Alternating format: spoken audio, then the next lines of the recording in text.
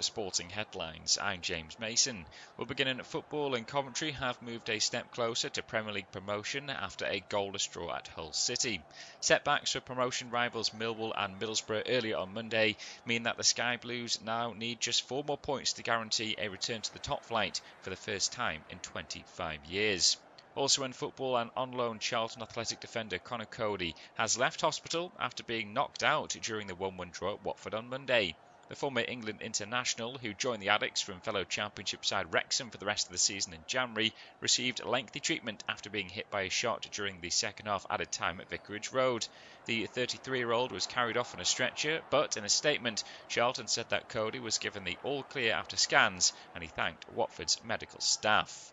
On to tennis, and Britain's Katie Boulter has suffered a first-round defeat to Romania's Elena Gabriela Ruse at the Upper Austria Ladies Linz Open. The 29-year-old went down 7-6, 7-6 on clay to the world number 87, who will now face Ukraine's Diana Yastremska or American Ann Lee in the last 16. Boulter, well, she lost her first 2 service games in the opening set, but twice broke before she was edged out in a tie-break. The British number 3 broke Ruse's serve for a third time to take an early advantage in the second, but her opponent immediately responded in a seesaw encounter. On to golf, and Justin Rose says that Augusta National does not owe him anything as he looks to avenge last year's playoff heartbreak and string of near misses at the Masters. The former world number 1, he's already won on the PGA Tour this season at the Farmers Insurance Open, and he holds an impressive record at the Masters, with his narrow loss to McIlroy 12 months ago, the third runner-up finish at the event. Rose finished tied second as Jordan Spieth roared to his maiden major title in the 2015 contest, and he then lost in a playoff to Sergio Garcia in 2017. Rose has registered 10 top 10s in majors since that disappointment, including a runner-up finish to Xander Schauffele at the Open in 2024, ahead of being beaten in a playoff by McIlroy last year. Speaking though ahead of this year's edition, Rose said, "I hope the near misses only boost my belief that I can go ahead and do it, which is win the Masters. I feel like I've pretty much done what it takes to win. I just haven't walked over the line. I feel like I've executed well enough to have done the job." And finally now in darts, and Nathan Aspinall secured his 4th European Tour title with an 8-5 victory over Danny Noppert in the final of the German Darts Grand Prix. Aspinall, a winner of 3 European Tour titles in 2025, returned to winning ways in Munich on Monday, defying a spirited fight back from Noppert to claim the £35,000 top prize. The Stockport star rattled off 4 consecutive legs from 5-4 down to emerge victorious. He averaged 100.35 and he posted 7 180s to curtail Noppert's bid for a maiden European Tour crown. That's all for now. We'll have more later. Latest sports news on Tuesday. I'm Aidan Perkins. We'll start with the latest ahead of the Masters, and Rory McIlroy will get the defence of his title underway just after 3:30 on Thursday UK time. The Northern Irishman, as tradition dictates, will play in a group with US amateur champion Mason Howell and last month's Players winner Cameron Young. Meanwhile, world number 1 Scotty Scheffler is bidding for a 3rd green jacket. He starts on Thursday at 6:44 p.m. playing alongside Scott Robert McIntyre and former US Open champion Gary Woodland.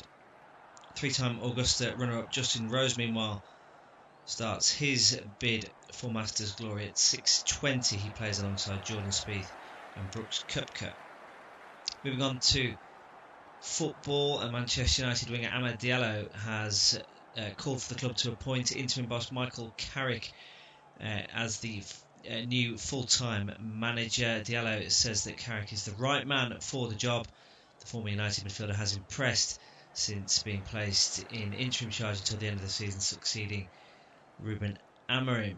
North of the border, and Celtic will play host to title rivals Hearts on the final day of the Scottish Premiership season. That has been confirmed.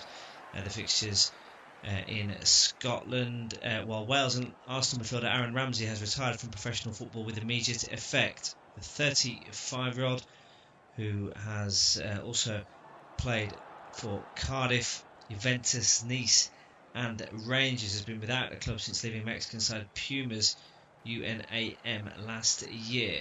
In snooker, Polish teenager Michael Sabarczyk has become the youngest player to win a World Championship match after he beat former Women's World Champion Onyi Ng in qualifying on Monday. At just 15 years of age, 2 months and 25 days, he beat his opponent 10-7 in the first qualifying round to better the previous record, which was set by Welshman Liam Davies in 2022. And finally, in Rugby League, Hull FC head coach John Cartwright is to leave the club at the end of the current 2026 Betfred Super League season. That's all for now, we'll have more later. Latest sports news on Tuesday. I'm Aidan Perkins. We'll start with the latest ahead of the Masters, and Rory McIlroy will get the defence of his title underway just after 3:30 on Thursday UK time. The Northern Irishman, as tradition dictates, will play in a group with US amateur champion Mason Howell and last month's Players winner Cameron Young. Meanwhile, world number one Scotty Scheffler is bidding for a third green jacket. He starts on Thursday at 6:44 p.m. playing alongside Scot Robert McIntyre and former US Open champion Gary Woodland. Three-time Augusta runner-up Justin Rose, meanwhile, starts his bid for Masters glory at 6:20. He plays alongside Jordan Spieth and Brooks Koepka. Moving on to football, and Manchester United winger Amad Diallo has called for the club to appoint interim boss Michael Carrick as the new full-time manager. Diallo says that Carrick is the right man for the job. The former United midfielder has impressed since being placed in interim charge until the end of the season, succeeding Ruben Amorim. North of the border, and Celtic will play host to title rivals Hearts on the final day of the Scottish Premiership season. That has been confirmed. The fixtures in Scotland, while Wales and Arsenal midfielder Aaron Ramsey has retired from professional football with immediate effect. The 35-year-old, who has also played for Cardiff, Juventus, Nice and Rangers, has been without a club since leaving Mexican side Pumas UNAM last year. Snooker Polish teenager Michael Sabarczyk has become the youngest player to win a World Championship match after he beat former Women's World Champion Onyi Ng in qualifying on Monday. At just 15 years of age, 2 months and 25 days, he beat his opponent 10-7 in the first qualifying round to better the previous record, which was set by Welshman Liam Davies in 2022. And finally, in Rugby League, Hull FC head coach John Cartwright is to leave the club at the end of the current 2026 Betfred Super League season. That's all for now, we'll have more later. Latest sports news on Tuesday. I'm Aidan Perkins. We'll start with the latest ahead of the Masters, and Rory McIlroy will get the defence of his title underway just after 3:30 on Thursday UK time. The Northern Irishman, as tradition dictates, will play in a group with US amateur champion Mason Howell and last month's Players winner Cameron Young. Meanwhile, world number one Scotty Scheffler is bidding for a third green jacket. He starts on Thursday at 6:44 p.m. playing alongside Scot Robert McIntyre and former US Open champion Gary Woodland. Three-time Augusta runner-up Justin Rose, meanwhile, starts his bid for Masters glory at 6:20. He plays alongside Jordan Spieth and Brooks Koepka. Moving on to football, and Manchester United winger Amad Diallo has called for the club to appoint interim boss Michael Carrick as the new full-time manager. Diallo says that Carrick is the right man for the job. The former United midfielder has impressed since being placed in interim charge until the end of the season, succeeding Ruben Amorim. North of the border, and Celtic will play host to title rivals Hearts on the final day of the Scottish Premiership season. That has been confirmed. The fixtures in Scotland, while Wales and Arsenal midfielder Aaron Ramsey has retired from professional football with immediate effect. The 35-year-old, who has also played for Cardiff, Juventus, Nice and Rangers, has been without a club since leaving Mexican side Pumas UNAM last year. Snooker Polish teenager Michael Sabarczyk has become the youngest player to win a World Championship match after he beat former Women's World Champion Onyi Ng in qualifying on Monday. At just 15 years of age, 2 months and 25 days, he beat his opponent 10-7 in the first qualifying round to better the previous record, which was set by Welshman Liam Davies in 2022. And finally, in Rugby League, Hull FC head coach John Cartwright is to leave the club at the end of the current 2026 Betfred Super League season. That's all for now, we'll have more later. Latest sports news on Tuesday. I'm Aidan Perkins. We'll start with the latest ahead of the Masters, and Rory McIlroy will get the defence of his title underway just after 3:30 on Thursday UK time. The Northern Irishman, as tradition dictates, will play in a group with US amateur champion Mason Howell and last month's Players winner Cameron Young. Meanwhile, world number one Scotty Scheffler is bidding for a third green jacket. He starts on Thursday at 6:44 p.m. playing alongside Scot Robert McIntyre and former US Open champion Gary Woodland. Three-time Augusta runner-up Justin Rose, meanwhile, starts his bid for Masters glory at 6:20. He plays alongside Jordan Spieth and Brooks Koepka. Moving on to football, and Manchester United winger Amad Diallo has called for the club to appoint interim boss Michael Carrick as the new full-time manager. Diallo says that Carrick is the right man for the job. The former United midfielder has impressed since being placed in interim charge until the end of the season, succeeding Ruben Amorim. North of the border, and Celtic will play host to title rivals Hearts on the final day of the Scottish Premiership season. That has been confirmed.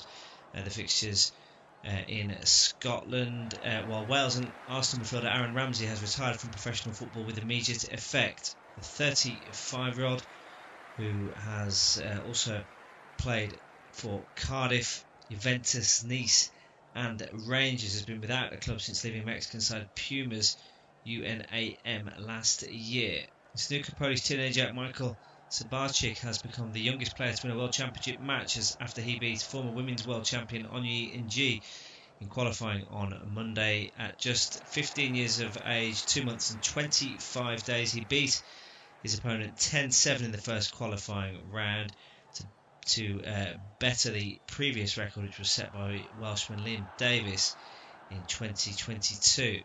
And finally, in Rugby League, Hull FC head coach John Cartwright is to leave the club at the end of the current 2026 Betfred Super League season. That's all for now, we'll have more later. Latest sports news on Tuesday. I'm Aidan Perkins. We'll start with the latest ahead of the Masters, and Rory McIlroy will get the defence of his title underway just after 3:30 on Thursday UK time. The Northern Irishman, as tradition dictates, will play in a group with US amateur champion Mason Howell and last month's Players winner Cameron Young. Meanwhile, world number one Scotty Scheffler is bidding for a third green jacket. He starts on Thursday at 6:44 p.m. playing alongside Scot Robert McIntyre and former US Open champion Gary Woodland. Three-time Augusta runner-up Justin Rose, meanwhile, starts his bid for Masters glory at 6:20. He plays alongside Jordan Spieth and Brooks Koepka. Moving on to football, and Manchester United winger Amad Diallo has called for the club to appoint interim boss Michael Carrick as the new full-time manager. Diallo says that Carrick is the right man for the job. The former United midfielder has impressed since being placed in interim charge until the end of the season, succeeding Ruben Amorim. North of the border, and Celtic will play host to title rivals Hearts on the final day of the Scottish Premiership season. That has been confirmed. The fixtures in Scotland, while Wales and Arsenal midfielder Aaron Ramsey has retired from professional football with immediate effect. The 35-year-old, who has also played for Cardiff, Juventus, Nice and Rangers, has been without a club since leaving Mexican side Pumas UNAM last year. Snooker Polish teenager Michael Sabarczyk has become the youngest player to win a World Championship match after he beat former Women's World Champion Onyi Ng in qualifying on Monday. At just 15 years of age, 2 months and 25 days, he beat his opponent 10-7 in the first qualifying round to better the previous record, which was set by Welshman Liam Davis in 2022. And finally, in Rugby League, Hull FC head coach John Cartwright is to leave the club at the end of the current 2026 Betfred Super League season. That's all for now, we'll have more later. Latest sports news on Tuesday. I'm Aidan Perkins. We'll start with the latest ahead of the Masters, and Rory McIlroy will get the defence of his title underway just after 3:30 on Thursday UK time. The Northern Irishman, as tradition dictates, will play in a group with US amateur champion Mason Howell and last month's Players winner Cameron Young. Meanwhile, world number one Scotty Scheffler is bidding for a third green jacket. He starts on Thursday at 6:44 p.m. playing alongside Scot Robert McIntyre and former US Open champion Gary Woodland. Three-time Augusta runner-up Justin Rose, meanwhile, starts his bid for Masters glory at 6:20. He plays alongside Jordan Spieth and Brooks Koepka. Moving on to football, and Manchester United winger Amad Diallo has called for the club to appoint interim boss Michael Carrick as the new full-time manager. Diallo says that Carrick is the right man for the job. The former United midfielder has impressed since being placed in interim charge until the end of the season, succeeding Ruben Amorim. North of the border, and Celtic will play host to title rivals Hearts on the final day of the Scottish Premiership season. That has been confirmed. The fixtures in Scotland, while Wales and Arsenal midfielder Aaron Ramsey has retired from professional football with immediate effect. The 35-year-old, who has also played for Cardiff, Juventus, Nice and Rangers, has been without a club since leaving Mexican side Pumas UNAM last year. Snooker Polish teenager Michael Sabarczyk has become the youngest player to win a World Championship match after he beat former Women's World Champion Onyi Ng in qualifying on Monday. At just 15 years of age, 2 months and 25 days, he beat his opponent 10-7 in the first qualifying round to better the previous record, which was set by Welshman Liam Davis in 2022. And finally, in Rugby League, AILFC head coach John Cartwright is to leave the club at the end of the current 2026 Betfred Super League season. That's all for now, we'll have more later. Latest sports news on Tuesday. I'm Aidan Perkins. We'll start with the latest ahead of the Masters, and Rory McIlroy will get the defence of his title underway just after 3:30 on Thursday UK time. The Northern Irishman, as tradition dictates, will play in a group with US amateur champion Mason Howell and last month's Players winner Cameron Young. Meanwhile, world number one Scotty Scheffler is bidding for a third green jacket. He starts on Thursday at 6:44 p.m. playing alongside Scot Robert McIntyre and former US Open champion Gary Woodland. Three-time Augusta runner-up Justin Rose, meanwhile, starts his bid for Masters glory at 6:20. He plays alongside Jordan Spieth and Brooks Koepka. Moving on to football, and Manchester United winger Amad Diallo has called for the club to appoint interim boss Michael Carrick as the new full-time manager. Diallo says that Carrick is the right man for the job. The former United midfielder has impressed since being placed in interim charge until the end of the season, succeeding Ruben Amorim.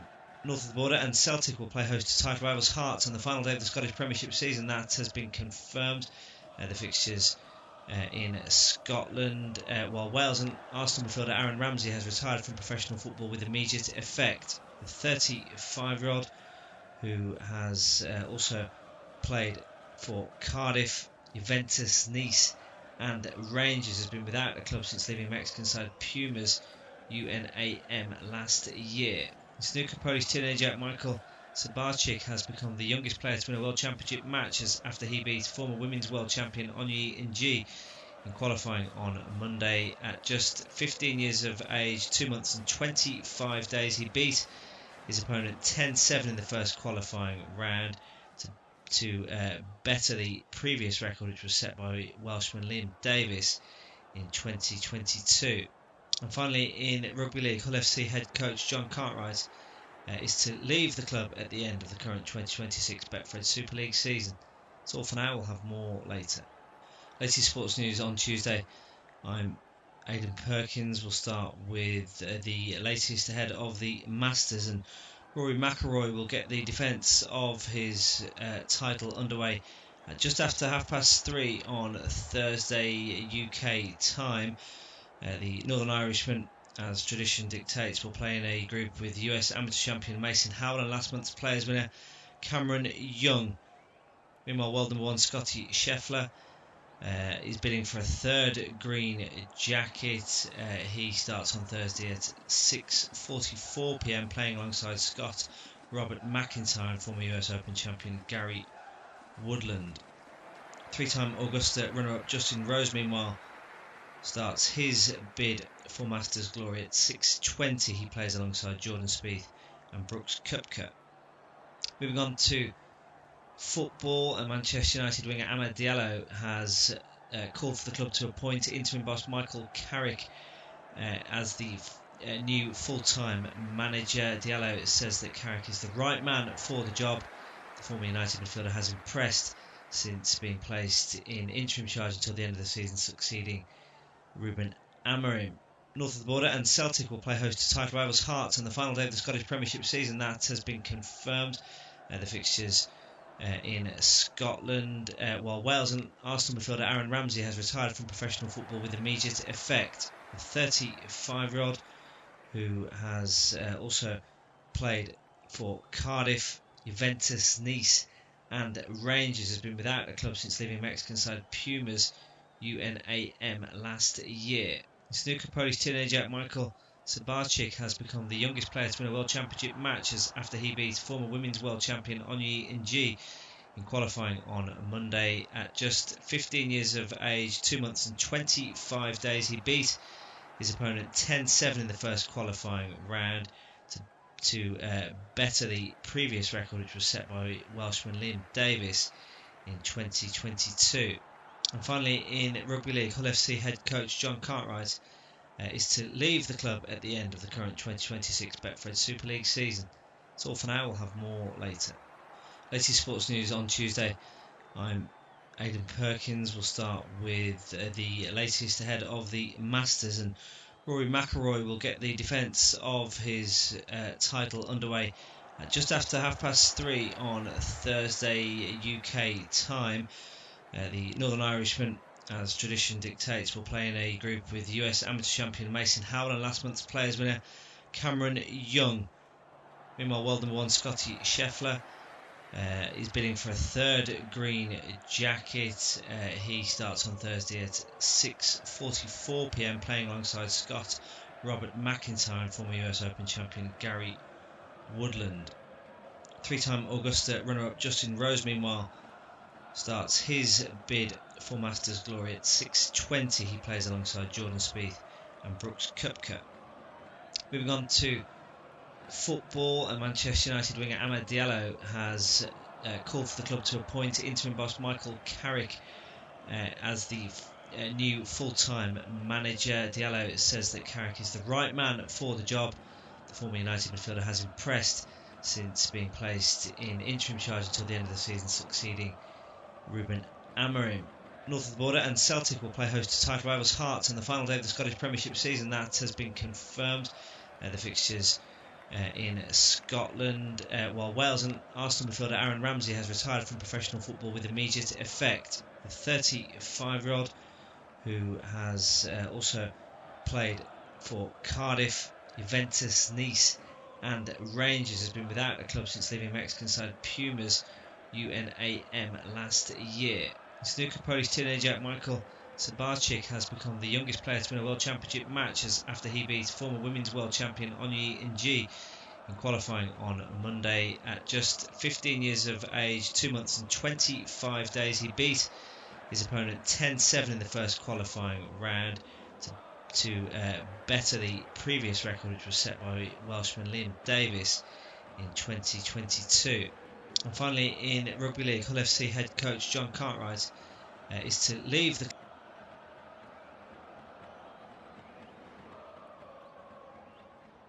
in the middle for Kimmich. Have to see that handball shout once again. Harry Kane takes the tumble. He's now going to win a free kick.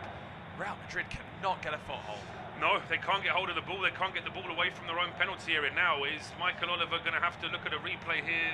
No, I don't think so. The hands are on the body. He's not making his body any bigger. He's not trying to use his arms, so I don't think there's any argument there. Yeah, definitely it isn't. It may have just hit his stomach onto his hand, which was on his stomach essentially. So I don't really know what else he can do. And at really close range as well to Serge Gnabry's bicycle kick attempt, which it was a poor one to say the least. Well, maybe worth the effort. Not many players can say they've done that at the Bernabeu. Joshua Kimmich takes the free kick short towards the left-hand side to Luis Diaz. His first real touches of the game. He lays it back off for Kimmich. Lovely ball into the middle for Harry Kane. Goes across the defensive goal. How's he missed?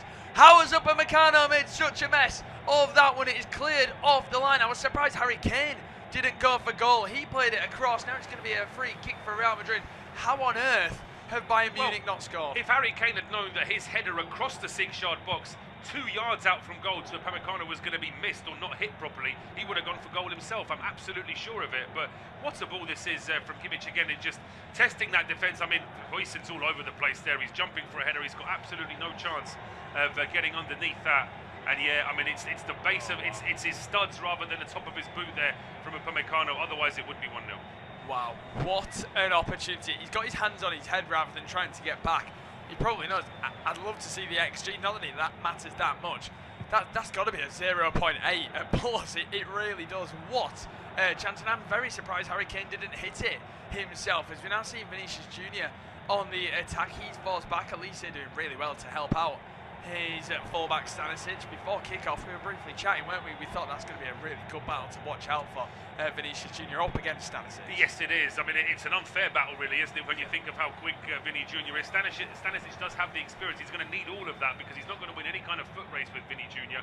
So what he's got to try and do is, as we can see, he's really pressing high up the field. Stanisic is actually the furthest forward now for Bayern, just trying to keep some pressure here on Real. They're up for it, aren't they? Bayern Munich, they're well and truly up for it. They look fantastic in these opening 10.5 minutes. Yeah, I just wonder if Arbeloa would have warned his players about that, because although the way that Real are playing now, it seems like it's a bit of a shock to them, but if Arbeloa would have just warned his players that there could be a bright start from Bayern, then potentially Real could just try and see it out. But it's not easy against Bayern, as we said. If you try and sit back and defend against Bayern, it's not going to work, and they're likely to score against you.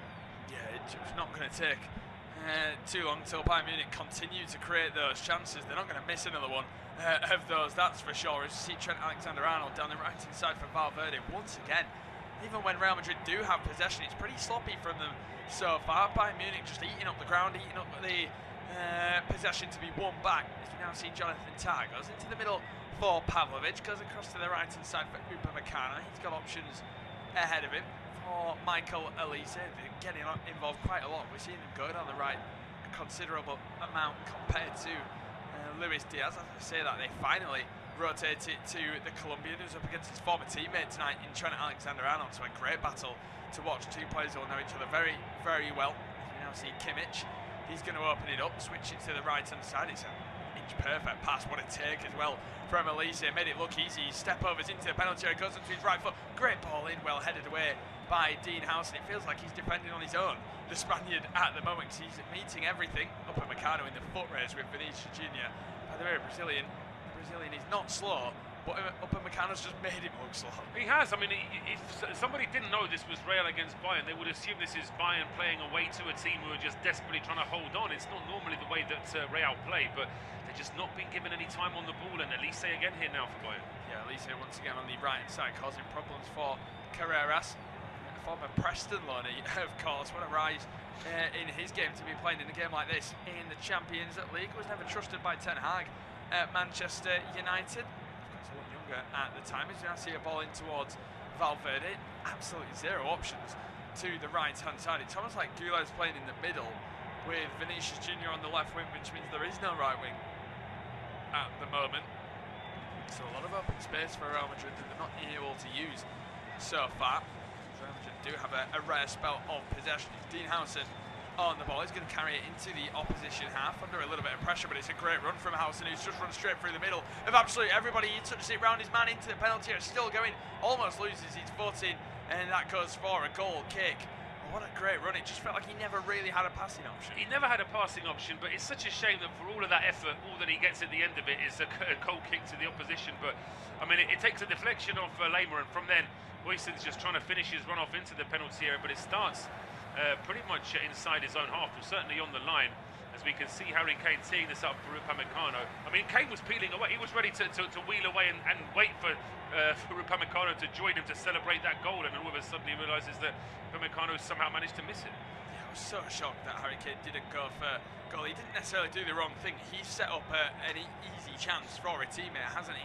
You probably say if it falls to anybody else, we're probably talking about a 1-0. It is just that surprising that Harry Kane, maybe he gets a little bit shocked that the man in front of him who jumps for the header just completely misses the ball, so he then instantly has to react and play it across the face of goal. He was a little bit signed on, wasn't he, to go for goal? He was. I mean, as I say, we wouldn't be talking about any of this if Upamecano would just put laces through the ball, instead of which it went under his foot. He just hit his studs, and then from there the ball just squirmed away. But that's certainly the closest we've come to a goal, as well as that direct corner, of course, from Kimmich, which almost surprised Andre Lunin. But at the other end, still no work here for Neuer. Yeah, good challenge in from Valverde. He gets the ball now. Mbappe goes down. That's going to be a free kick against Konrad Lehmann. We've not seen anything of the Frenchman so far. Mbappe, have we? He's been starved of any real opportunities to run in behind. It's going to be tricky for him because he's probably up against some of the fastest centre-backs you'll see in the Champions League, the likes of Upamecano. So his strength, his game, maybe he does have to drop a little bit wide at times to get involved. He does. I mean, Mbappe, when he's on song, he's unstoppable. When he's not on song, he's almost like he's not on the field. But that's sometimes you could say the same about somebody like Haaland as well. He can go missing for ages, and then you give him that one chance and he takes it. The thing I'd say about Mbappe is that he can be wound up sometimes. The opposition players can get to him, but that can also work as rocket fuel for him to go out and score a worldie as well. He definitely could. As we see Alexander-Arnold whips it in. Great ball in as well. It goes across the face of absolutely everybody. If you're Alexander-Arnold, you're frustrated with your teammates there, but it's still a line. Vinicius Junior on the left-hand side. What a wicked ball in. That was into the area. Mbappe now puts it in. Dean Housen gets there for Tchouameni, well cleared away by Upamecano. Stabs back in with the outside of the boot of Alexander-Arnold. Mbappe looks across the face of goal, goes into the hands of Manuel Neuer, but some wicked deliveries there for the home side. No, they were. That first ball in from the right-hand side from Alexander-Arnold was absolutely spotted, and as you said, he would have been frustrated that his teammates weren't attacking him more, but now Neuer's clearance goes straight to Alexander-Arnold. Yeah, and a lovely dummy from Tchouameni as well, as we see Pitash balling behind, looking for Mbappe, who gets their first big save from Manuel Neuer. Now falls to Vinicius Junior. He goes for goal from the edge of the box, puts it miles over the bar. Well, Mbappe finally gets that first opportunity of the game. He's met by one of the best goalkeepers of all time, unfortunately for him. It's a great through ball from Pitash. It is a great through ball, and we were just saying less than a minute before that Mbappe could just be missing for a long spell in the game. He gets that one chance and he takes it. On this occasion, though, he was a little bit off balance as he was trying to get his left foot through that, and it was a decent block from Neuer. He was almost running away from goal to meet the ball and then hit it first time trying to go across. Really difficult technique. If there was ever a player who could do it, it definitely is him. No, absolutely. I think if you gave him that chance 3 times, he probably scores 2 out of 3. It's just lucky for Bayern that was the 1 out of 3 that he hit straight at the keeper. Yeah, I think credit to Manuel Neuer there as well, because he flew out of his goal, didn't he, to make himself big. And he made a pretty good save, looked pretty routine and pretty simple. He did. I mean, Neuer's been an experienced keeper now for well over 15 years. I mean, he is one of the standout keepers in world football for a very long time. Potentially just slightly on the way down now with his age. But as I say, when you look at the options, Vincent Kompany still very happy to have Neuer in goal. Yeah, he had some mistakes at the weekend, Neuer, against Freiburg, but no mistakes so far, as we now see Konrad Lehmann looking to get the better of Rudiger on the left-hand side.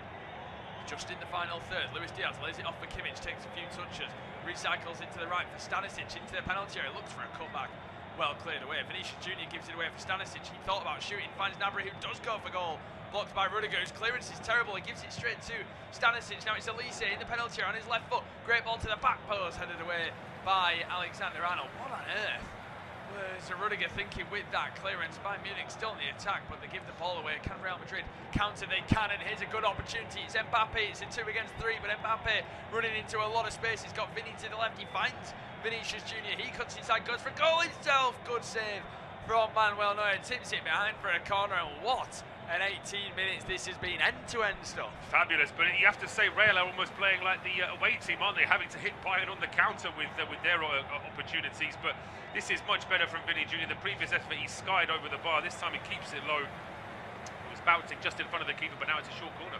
Short corner ends up going towards Trent Alexander-Arnold. He whips it in for the back post, the head of Tchouameni, but he puts it miles over the bar in the end. But Vinicius Junior's had a couple of those chances, hasn't he? Cutting from the right-hand side. The first one he ballooned over the bar. This one a little bit better. Manuel Neuer, it's a good save. Maybe he was going onto the post, maybe it was just creeping in. But a much better strike this time from him. Yeah, from Neuer's perspective, he can't risk leaving that. I think seeing where he makes that save, I think it probably is still going to be on target. But that's exactly what Vinny Junior is capable of, just in terms of finding that real sort of precise finish there to try and test the keeper. And obviously, you're always looking to try and get that bounce just before the goalkeeper's arm as well. Yeah, great game so far. I mean, they've only lost one of their last 8 Champions League away fixtures, winning 6 of them, drawing just the one. So they are having a lot of fun on the road in this competition under Vincent Kompany. You can really see that today. It almost seems like this is what we love to see as commentators, as neutrals who cover all these games.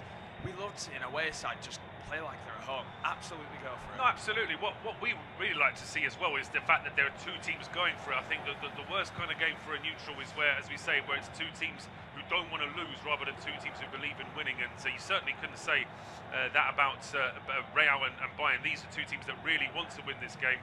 And it's taken a little while for Real to get into the game, but now that they've had a couple of chances, a couple of crosses into the box, they're starting to believe a little bit more. Yeah, and here come Bayern Munich. It's been a great watch seeing Vinicius Junior against Upamecano so far. There's so many foot races between those 2. Upamecano's winning the ball, but here's Elise into the penalty area. Lovely dig ball in towards the back post, headed away by Rudiger. Still alive in the area though. Trent Alexander-Arnold clears his lines only as far as his former Liverpool teammate Luis Diaz plays it down the line for Conrad Lima. Looks to get the better of Trent. Really good defending from the Englishman, who goes down, wins the free kick as well. Of course, the main criticism he gets, the Real Madrid number 12, is his defensive aspect, despite being a defender, but he's dealt with that one really. He has dealt with it really well. We're getting yet another replay of that shot from Vinny Junior. It's a real amount of curl on that, and seeing that angle, I think it does. Yeah, it's a really good save that from Neuer, because those are the shots that can embarrass keepers, where the arm's there and suddenly the ball goes over it. But he's got a strong, firm hand to that and made sure that it's gone out for a corner. Really good watch so far. 20 and a half minutes on the clock. It remains 0-0 between these 2 sides. It could very easily be 1-1 in this one. It really could. Neuer's forced into a couple of saves. Upamecano's missed an absolute worldie ever chance for this stage of the Champions League. Lunin takes the goal kick now, hammers it long up towards Valverde. He's never going to win that header. Pitache is a little bit late into the challenge, but nothing given. Of course, great vote of confidence for the youngster to be playing in a game like this, just like he did against Manchester City. Elise plays it to the right. Feels like he's doing everything spot on so far. The former Palace man, isn't he? He looks really sharp, Michael Elise, as he does, as he has done, should I say, all season. We now see Pavlovic in towards Conrad Lima, another one who just feels comfortable drifting quite central, doesn't he? A natural midfielder that plays fullback quite a lot for Bayern Munich. We now see Diaz up against Trent Alexander-Arnold. It's like they were dancing, they're synchronised dancers with each other as Luis Diaz shimmied over the ball, passed the ball a few times, but he keeps it. As we now see Kimmich towards the right-hand side for Elise, back to the vice-skipper, and that's going to be with Upamecano, who's just enjoying some possession in Real Madrid's half at the moment, under no real pressure so far. They've never been known as that high-pressing side of Real Madrid, or definitely not since maybe the arrival of the likes of Kylian Mbappe. As we now see Luis Diaz on this left-hand side, he cuts onto his right foot again, the Colombian, but can't work out any creating opportunities. So Bayern Munich are just going to recycle a few passes between each other. Ball to the right again for Michael Elise, and the pressure from Carreras. It's lovely football though from Bayern Munich, and in Kimmich there's a late challenge in, he doesn't meet him. It's now Harry Kane on the edge of the box. He takes a poor touch which stops him going for goal. Conrad Lehmann then finds Gnabry on the left. Chance is still there though. Ball in behind for Luis Diaz into the penalty area on the left-hand side. He lays it off for Lima, hangs it up towards the back post. Kimmich is in acres of space. It's Stanisic who brings it down. Kimmich once again brings it to Stanisic. They're making it look easy. Bayern Munich just passing it around in the Real Madrid penalty area. Now it's on the outside of it, right next to the touchline with Elise, who finds Stanisic. Goes across towards Upamecano. And once again, they're just going to slow things down a little bit. But with that, 23 minutes on the clock. We've reached the halfway stage of this first half. Bayern Munich enjoying a lot of it. It'll be a poll to take through to half-time, 0-0. Thank you very much, Kieran. Yes, and Stanisic is still saved forward after that last attack. Elise on the left-hand side just laying this one back off to Kimmich. It's now with Gnabry, who's just having to drop a little bit deeper. That pass from Upamecano almost cuts out by Mbappe, who's having to sit very deep now, as Real just having another moment here where they can't get much of the ball. Upamecano Out towards Elise. Oh, he just skips past his man easily. Elise breaks into the penalty area. That's a really good last-ditch challenge there from Arda Güler, of all people. But he's not had a chance to really shine up front, so he might as well help out in defence. What a special player Michael Elise is. He runs in that motion where it looks easy. It looks like he doesn't put much effort in to the stuff he does, and he does it spot on. And that panics opposition players because they know he's so easy on the ball. They know he's got that twist and that turn and that drop of the shoulder that makes it very difficult to read. But it's his corner kick, decent one as well. It's just a little bit too high, a bit too close to Andre Lunin, who makes a comfortable save in the end. Doesn't waste too much time either here, the goalkeeper, and bowling this one out towards Arda Güler on the right-hand side. He then plays it to square into the middle for Tchouameni. He's up towards the halfway line. A steady moment of possession here for Real. No counter-attack, no long ball, just a bit of midfield possession there as Huijsen plays it down the left-hand side now for Mbappe. Back towards Vinny Jr. Mbappe's ball over the top. A playmaker for Mbappe this time with Arda Güler chasing that long ball, but in the end it's overhit and out for a goal kick. Looking across at the other game, no goals in that one either. There was a slight delay in that one, just a couple of minutes, so they're about 2 minutes behind us in that game, but that game is available on our service, as indeed are the 3 games from the EFL this evening. Wrexham against Southampton. Southampton already 2-0 up in that game. We're going to see a late charge from the Saints into the Championship playoffs. Port Vale leading against Rotherham by a goal to 0, and in League 2 it's Bromley 0, Shrewsbury 1. Here come Bayern now. The ball into the penalty area. It's cleared just as Elise was trying to get on it, and now half a chance here potentially for the home side to go on the counter. It's down the right-hand side towards Mbappe. Mbappe into the middle now for Valverde. Güler is down at the edge of the area, but we play on. It's out towards the left-hand side here. Vinny Jr. gets it gets a deflection, and it's clipped off the underside of the bar. Neuer throws it out too quickly. It's gone straight to Alexander-Arnold, who goes for goal. That one's charged down by Lamer, and then here comes Neuer. But that's twice now where Neuer's once with his feet and once with his hand just giving the ball away when he could actually just take a bit longer. We've got no time to talk about that because he bowls his one out quickly here for Kane. Albeit Kane does actually slow the move down now. He just tries to switch play out towards Elise, and it won't reach him. But this is exactly the kind of game we were hoping for. Yeah, it is, and that's 2 nervy moments from Manuel Neuer. The first one, the ball whipped in. He dropped it. It looked like he might have just dropped it into a dangerous area. He recovered it in the end, but then he just tries to. We know he's that type of goalkeeper. He likes to get things out quickly. He likes to bowl it miles towards one of the wingers, start an attack really quick. And it's what he's been known for, that sweeper goalkeeper, quick goalkeeper in that sense. But yeah, just got caught out. Trent Alexander-Arnold, he's read a few of those type of passes so far in this opening 26 minutes. I've actually been really impressed with the Real Madrid fullback so far, but here comes Elise again. Yeah, Elise at the edge of the area, just plays the ball in towards Kimmich. His pass though is cut out in by Tchouameni, who's then being closed down by Kimmich, but he's still got enough time to clear the ball, though eventually it does actually deflect off the Bayern number 6, and it's out for a goal kick, as we can see the Real hierarchy there. Just looking, it takes a deflection of Jonathan Tah, and you can see what Neuer's trying to do. He flicks that ball up in the air, almost like he's setting a pass in volleyball, and then he just, because it takes a slight nick off the crossbar, it just slightly makes it more difficult. What a terrible ball out from Alexander-Arnold. Has been given away. A chance in now, but the ball in from Elise. Well, we've been praising him all evening, but on that occasion, the pass into Gnabry was well over him. Yeah, that's Elise's fault rather than Gnabry's, and that's why he turns away and puts his own hands on his own head rather than maybe complaining that his teammate fizzes it into Serge Gnabry. He really doesn't need to. As there's a big mistake in the back, and what a mistake! How on earth is that not a goal? What are Real doing here? First of all, 30 seconds ago, Trent Alexander-Arnold played a ball across his own penalty area, which almost ended up being an absolute gift. And now the gifts carry on, because that is terrible from Carreras there. In fact, I beg your pardon, it's Thiago Pitag who's trying to play the ball back towards his own keeper. It's Tchouameni who gets the ball into Lunin. Lunin then looks up. And, I mean, I don't know what Pitag is doing there, but he gets away with it. I don't know how Gnabry's not scored. It's almost like he doesn't expect it, but he's got more than enough time to adjust himself. But he never can. He always feels off balance. It's an easy. It's being made to it be an easy save. But how has he not scored? I think he got a rush of blood to the head there, and he thought, well, I've got to hit it first time, not realising that he actually had the entire penalty area to work with there after that ball was given away. Kimmich now 2 big chances. Yeah, Upamecano and massive here. Bayern going to regret this. They've got a corner kick now. It's an awful corner though for Kimmich after the better deliveries we've seen from him, and the one where he actually almost scored. This time he tries a little daisy cutter at the near post, but he gets it all wrong, and the ball is into the side netting. So Real now restarting play quickly here with Vinny Jr. playing it through the middle in towards Federico Valverde, and suddenly it opens up here for Real through the middle. Valverde's ball in towards Mbappe. Mbappe's onside, he goes for goal, saved. The rebound is just away from two Real players, but now for some reason Stanisic and Pavlovic both leave it for each other, and now it's been picked up by Arda Güler just at the edge of the area. You feel like both defences have got a couple of mistakes in them. Seen a couple of really poor passes from Real, a couple of nervy moments from the Bayern keeper. But here's Mbappe now down the right-hand side into the penalty area. Pavlovic with the block, and it's out for a corner. They've got to get Mbappe involved more, because he looks really sharp, a little bit like what we said about Elise. He's just seen a lot less of it. What a great ball from Valverde. It's perfect because of how quick Mbappe actually is.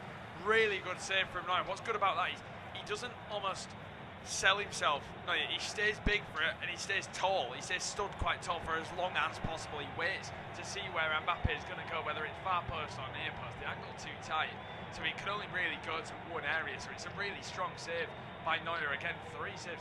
This game's had everything so far, but goals. Everything but goals, but Real are going to try and change that now here with this outswinger from Alexander-Arnold. There's a lot of height on this one as well, and it just lands onto Rudiger. I don't think he was expecting it. Second ball there is flicked up in the air. Rudiger then tries to lob it up before Neuer jumps to just leave that one, knowing that he doesn't need to make a save, and it is out for a goal kick. We're ticking over, just coming up to half an hour gone in this game at the Santiago Bernabeu, the first leg of the Champions League quarter-final between Real Madrid and Bayern Munich, and it has not disappointed so far. Really good pace to the game, decent chances, every little mistake being immediately pounced upon by the opposition. As Kieran mentioned, the only thing we haven't had so far in this game is a goal, but surely that can't be too far away now. Yeah, it can't be. It really can't be. This game's been that good that I think even if we're not getting goals, we're still entertained and we're still enjoying it. There's so many talking points, so many duels, so many battles all over the pitch. That's great football from Bayern Munich. Oh, look at this. Gnabry starts with the ball at the edge of his own box. He's over the halfway line now. If anything, he delayed his pass a little bit there when he could have kept the move going. He's given it to Kane now. It's a bit of a hospital pass, really. Kane having to just slow his run. Pitak is following him all the way. It's back to Upamecano now. So it's not the sort of quick attack that Bayern would have liked, but they are still in possession here, just on the halfway line with Kane. Four options ahead of Kane. He tries the long diagonal ball to pick out Luis Diaz. Trent Alexander-Arnold is in the way of that one. He's able to control it, but again, it's a risky ball to the edge of his own penalty area. Rudiger having to turn and just clear that anywhere before it's back to Bayern again. There's no outlet on the right-hand side for Real Madrid. I slightly feel for Trent Alexander-Arnold at times. It's like Valverde's almost playing as a second right-back with him. Somebody has to be on the right. I don't think Güler's positioning right now is effective, and I think that's more on Arbeloa than Güler. You can put Güler on the right and things can work. There's only a left-hand side option. It does seem as though they've got 4 central midfielders right now, and it's only Vinny Jr. that's sort of pushing out on the left with Carreras. But here comes Kimmich now at the edge of the area. He goes for goal. His effort is charged down just at the edge of the D, and Real clear their lines. Neuer's a long way away from his goal. Quickly keeps that ball alive here for Bayern. He's now with Elise, who's moved into a more central position this time. Finding Kimmich back towards Pavlovic. The left-hand side for Luis Diaz. To Kane. Back to Pavlovic again. Real seeing quite deep this time. There's nobody really pressing further up the field to try and win this ball. They're just all patiently waiting at the edge of the area, trying to foresee where the next ball into the box is going to be from. Kimmich now in towards Elise. Closed down here by Pitak, but it's still Elise heading towards the penalty area, getting the ball out towards Luis Diaz. He has thought about crossing it, just holds it up in the end. It is now back with Elise. Goes square to Kimmich, who's trying to turn. He's under a bit of pressure though, finding Lema on the left-hand side. Kimmich then up into the air. The ball is over towards Gnabry, but that's a decent header away by Carreras. He should get a second chance here now. It's a long ball up towards the halfway line, where it's going to have to be marshalled here by Upamecano, because Vinny Jr. does get there first. He keeps it in play as well. He's all on his own though. He's going to have to wait for some support. Mbappe's just a little bit further back, and that's where the ball has gone. Trent is now joining this attack as well. It's back with Mbappe, but again, nothing doing on this right-hand side whatsoever. Only now as Trent jogged into that attacking and right wing position. Yeah, there was acres of space. Imagine if someone was just overlapping there. They'd have had some real joy. Real Madrid, it sounds like it's just not even really being thought about that much. And Luis Diaz is not known for his tracking back. They could do something. Well, here come Real now. The ball into the penalty area. Mbappe was blocked just as Goulet was laying that ball off to him. Goulet's gone on the run here down the left-hand side, and he's only got one option inside the penalty area. He almost gets the ball through to Valverde before Pavlovic is able to clear that towards the halfway line. Nodded back now by Hussein towards his own goalkeeper. Just wandered out from his own penalty area as well here, Andre Lunin. So yeah, so far so good in terms of entertainment value. Just haven't seen the goal yet. And potentially maybe Bayern just regretting that they didn't take those chances when they had them, because Real are starting to look a little better on the ball now. Yeah, they are. They've grown into it a little bit. It's not that, I wouldn't say that the missed chances for Bayern Munich deflated them, but they put a lot of intensity into that opening 30 minutes, maybe 25 to 30 minutes. That you can't do that for 90 minutes in the Bernabeu. It'll really take it. So they're now just waiting for a few mistakes starting to happen as well. Real Madrid have just lost the ball. Well, they have, and Lema's just gone on a really good run in from inside his own half all the way to the edge of the Real penalty area. Luis Diaz then with the pass, maybe just waited a little bit too long. Thiago then with the clearance here up towards the halfway line, and suddenly they're a man short here are Bayern, and it's a great chance here now for Real. The ball is down the left-hand side towards Vini Jr. He's got an overlap, but he wants to go himself. He goes for goal. It's a really tame effort down the middle, and an easy save there for Manuel Neuer. Yeah, simple save, but another save for Manuel Neuer, and it's another one of those chances for Vinicius Jr. Well, like we say, he's good enough to cut inside and score from those angles, but he's against Manuel Neuer. It has to be a pretty inch-perfect strike for him, which none of them really have been. He's forced that one great save. It was the second save of Neuer's 4 or 5 that he has made already in this first half, but what a great half so far.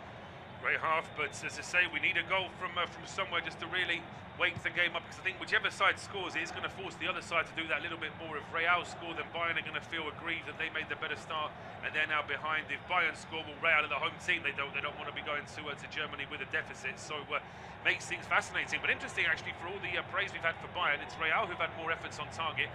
4 efforts on targets to Bayern's 1, 8-7 to Real in total, but that doesn't reflect the fact that Bayern have looked the more dangerous side in this game. Yeah, they have. They look a little bit more fluid, don't they? A little bit more structured when they're in the final third. It feels like when Real Madrid come forward, everything's off the cuff, isn't it? A little bit of individual brilliance has to happen. And especially that shot there from Vini Jr. That counts as a shot on target, but it was a P-roller, really, wasn't it, to the goalkeeper there, Neuer. There was never going to be an issue with him not saving that one. The worst goalkeepers, it's yeah, but you could, defender could save it with his foot, really, couldn't he? You didn't even need to use your arms for that one. But Bayern now trying to respond with some attacking possession, and Kimmich gets a real bailout there, because the back heel to Elise was poor. It was never going to reach Michael Elise, but just as Kimmich was trying to make that back heel, he was actually caught. He was fouled. There's going to be a yellow card for the Real man, and Huijsen more specifically. But that's a real get-out-of-jail card there for Kimmich, because he was giving the ball away. Yeah, I think it was Tchouaméni that is being booked. He just dragged the he did shirt of Elise, clipped him as well. Yeah, it's Tchouaméni. It just put a bit too much on the back heel. It's good refereeing from Michael Oliver, because it is a yellow card. He just couldn't keep up with his French national teammates. A free kick opportunity, a good one from a wide area. I wouldn't expect a shot from this distance, even though we've seen it happen where they just catch the goalkeeper out because they stood a bit too far. But there's big players in there to win. Big players, but that's one big player who's going to be missing in the second leg. Tchouaméni misses the second leg now, having picked up that yellow card. So that's one player that Arbeloa is going to have to think about replacing for the second leg. But now it's Bayern. What can they do from this free kick? It's Kimmich standing over it, lifts it into the 6-yard box. That's a good header away by Carreras. Second ball now picked up just at the edge of the area, rolled back towards the halfway line, where the last man back was Pavlovic, and he finds Luis Diaz now on the left-hand side, in towards Gnabry. Back to Kimmich again. He's got options here left and right. Real are doing their best just to flood that area in front of the penalty area, so it's making it very difficult for the visitors to get any kind of ball into the box. And now Tar is being closed down, so he's having to turn and to go all the way back to his keeper. Bayern now down the left-hand side. Lema towards Pavlovic. Stanisic now on the right-hand side, over towards Jonathan Tar. Elise getting away. There's going to be a yellow card there, I think, for Carreras, but the referee's allowed play to go on. Kane now at the edge, they're being blocked in by Huijsen, but he gets the ball back, and then the pass to Lema is just behind him. Will be kept alive here though by Pavlovic. It does reach Luis Diaz on the left-hand side. Back to Pavlovic. In towards Kimmich now. It's 25 yards out from goal here at the moment for Bayern. Still no options to get this ball into the penalty area. Now Elise turning away from Valverde. Into the box he goes. And then it's fired across the 6-yard box by Stanisic. It doesn't get through towards Gnabry. Mbappe's back at the edge of his own penalty area, helping out in defence. And he does help out, actually. He gets that ball away from the Bayern man. And then it's cleared by Carreras, but it's straight out for a throw.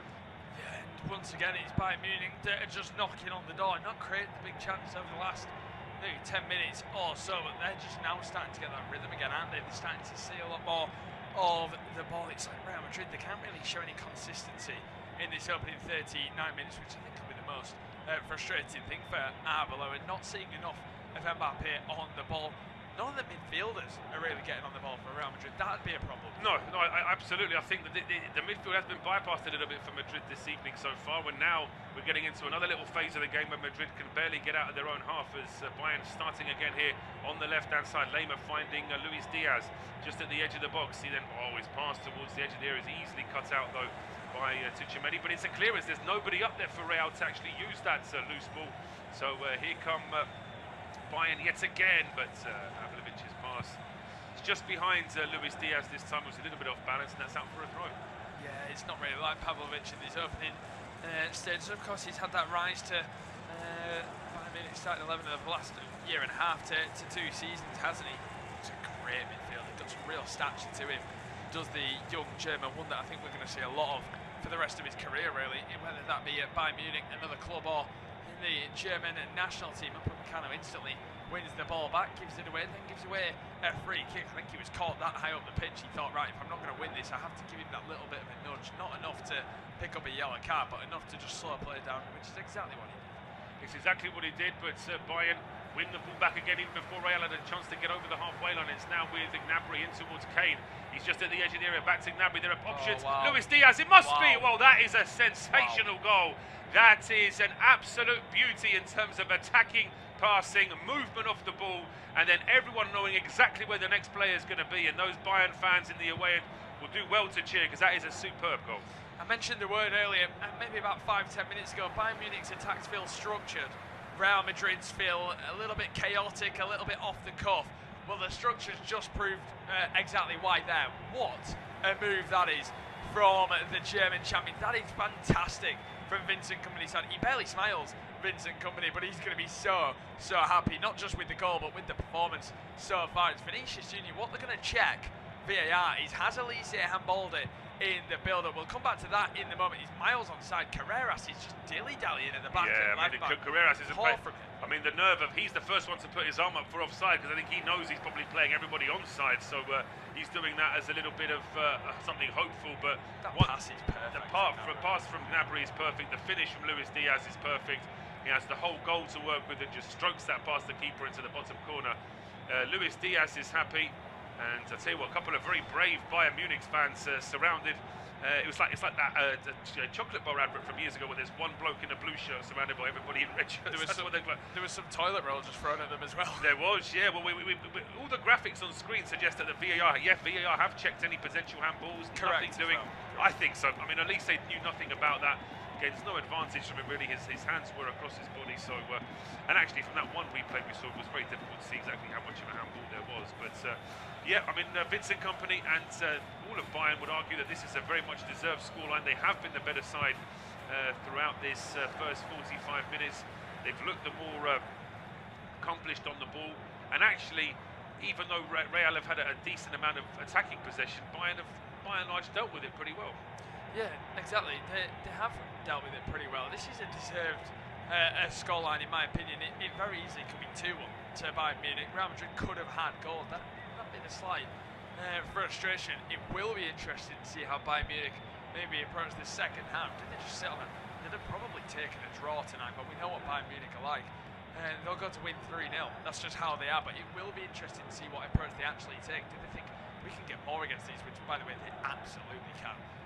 Real Madrid, they didn't blow me away over 2 legs against Manchester City. It just felt like the experience really told in some areas of the pitch, at times at the highest of levels.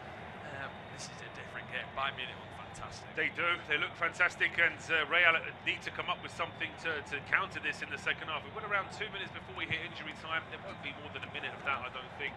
Tend to be pretty efficient in terms of added time in the first half of UEFA games, but that's a nice little turn there from Carreras. He gives himself a little bit of space down the left-hand side. He finds Vinny Jr. heading towards the penalty area. Oh, Vinny Jr. brought down just at the edge of the box. It won't be a penalty, but it will be a free kick in a decent position there. And Stanisic, has he picked up a yellow? I'm sure Vinny Jr. would like to see him get a yellow because it just makes his life a lot easier. But for the time being, it's just a free kick. Great run from Vinicius Jr. Starting to cause that little bit of havoc, a bit more confidence, slips him through the legs. He makes the most of it. He kind of runs into him, but it's a lazy leg. He asks for the yellow card. He should get booked for that. Which means he should get booked. He doesn't. I mean, in fairness, he probably has a point, but then he should get booked. So really, the ref should actually book both of them. But as we've noticed, that's that law that says if you ask for a card, you should get booked. I mean, they seem to enforce that for about 6 weeks, many years ago when they first came up with it, and they haven't really bothered since, maybe because far too many players are still doing it. You'd think that if they just clamped down on it for a month across all the leagues, they would just eliminate it. But anyway, back to the game. It's a free kick. It's Real, and it's Alexander-Arnold. He goes for goal. The tight angle, but he tries to go for the near post. It's headed away. Still kept alive here by Mbappe on the right-hand side for Madrid. He goes back towards Pitar, who's just been closed down. He manages to keep the ball alive on the right-hand side, running into a bit of a cul-de-sac. To get back towards the halfway line again. He's now switched over towards the left-hand side here for Alexander-Arnold. He then lifts that ball to no one in particular in the end. He was still over on that left-hand side, having taken that free kick a moment ago. But the ball is back at the edge of the Bayern penalty area. It's just not enough of a threat from Real at the moment. Yeah, not enough. Well, not consistent enough. It feels like they have one good moment maybe every 8 minutes, don't they? As your home side in a game like this, as decorated as these players are, it's got to be a little bit more consistent, doesn't it? But they're starting to have the better of the remainder of this half, but there's only 1 minute of added time. Well, there's only 1 minute of added time, and now a long clearance almost ended up being a great through ball there to Serge Gnabry. Rudiger was there, though, to chip that ball away from his fellow compatriot, and the ball now played back towards Andre Lunin. Yeah, I mean, it's going to be a busy 50 minutes, I think, for Alvaro Arbeloa. He's got a lot to try and get to his players, but now Vinny Jr. on the run down the left-hand side.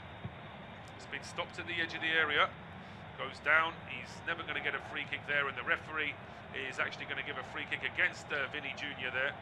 And I think the young Brazilian is still getting a little bit frustrated.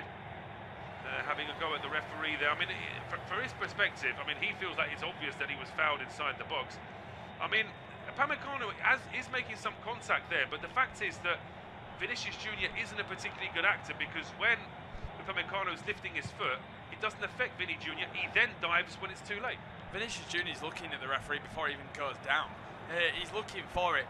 My only thing, to say there is Upamecano doesn't even need to risk it, because Vinicius Jr. is running away from the penalty area, and he did run the risk. He did absolutely. He was just running away, but the clearance from Neuer will be the last to kick off this first half, and what a first half it has been here at the Santiago Bernabeu.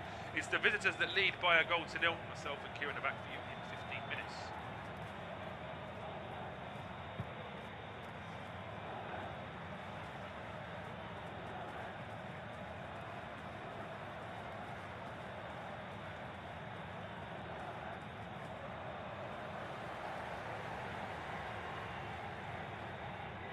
Half-time at the Bernabeu. It's Real Madrid 0, Bayern Munich 1. What an explosive half of football that was. Well, Bayern Munich should have taken the lead early doors. What a chance for Upamecano, only a few yards out with just the goalkeeper to beat. Completely scuffed it and was cleared off the line. Mbappe and Vinicius Jr.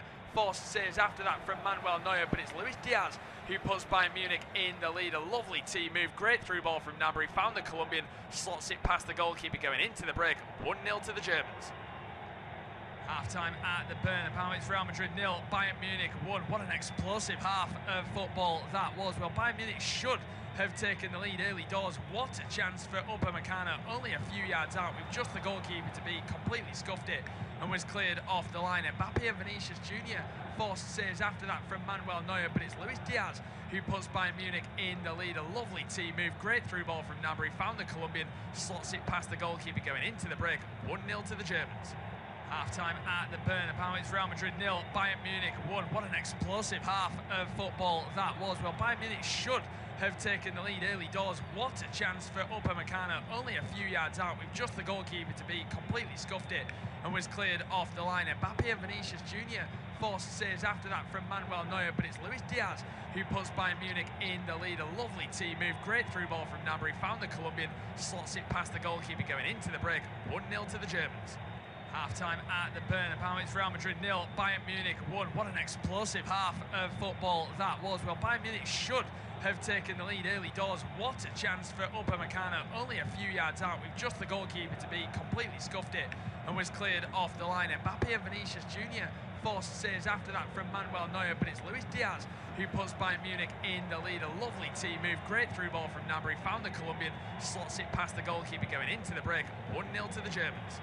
Half-time at the Bernabeu, it's Real Madrid 0, Bayern Munich 1. What an explosive half of football that was. Well, Bayern Munich should have taken the lead early doors. What a chance for Upamecano, only a few yards out with just the goalkeeper to beat, completely scuffed it and was cleared off the line. Mbappe and Vinicius Jr.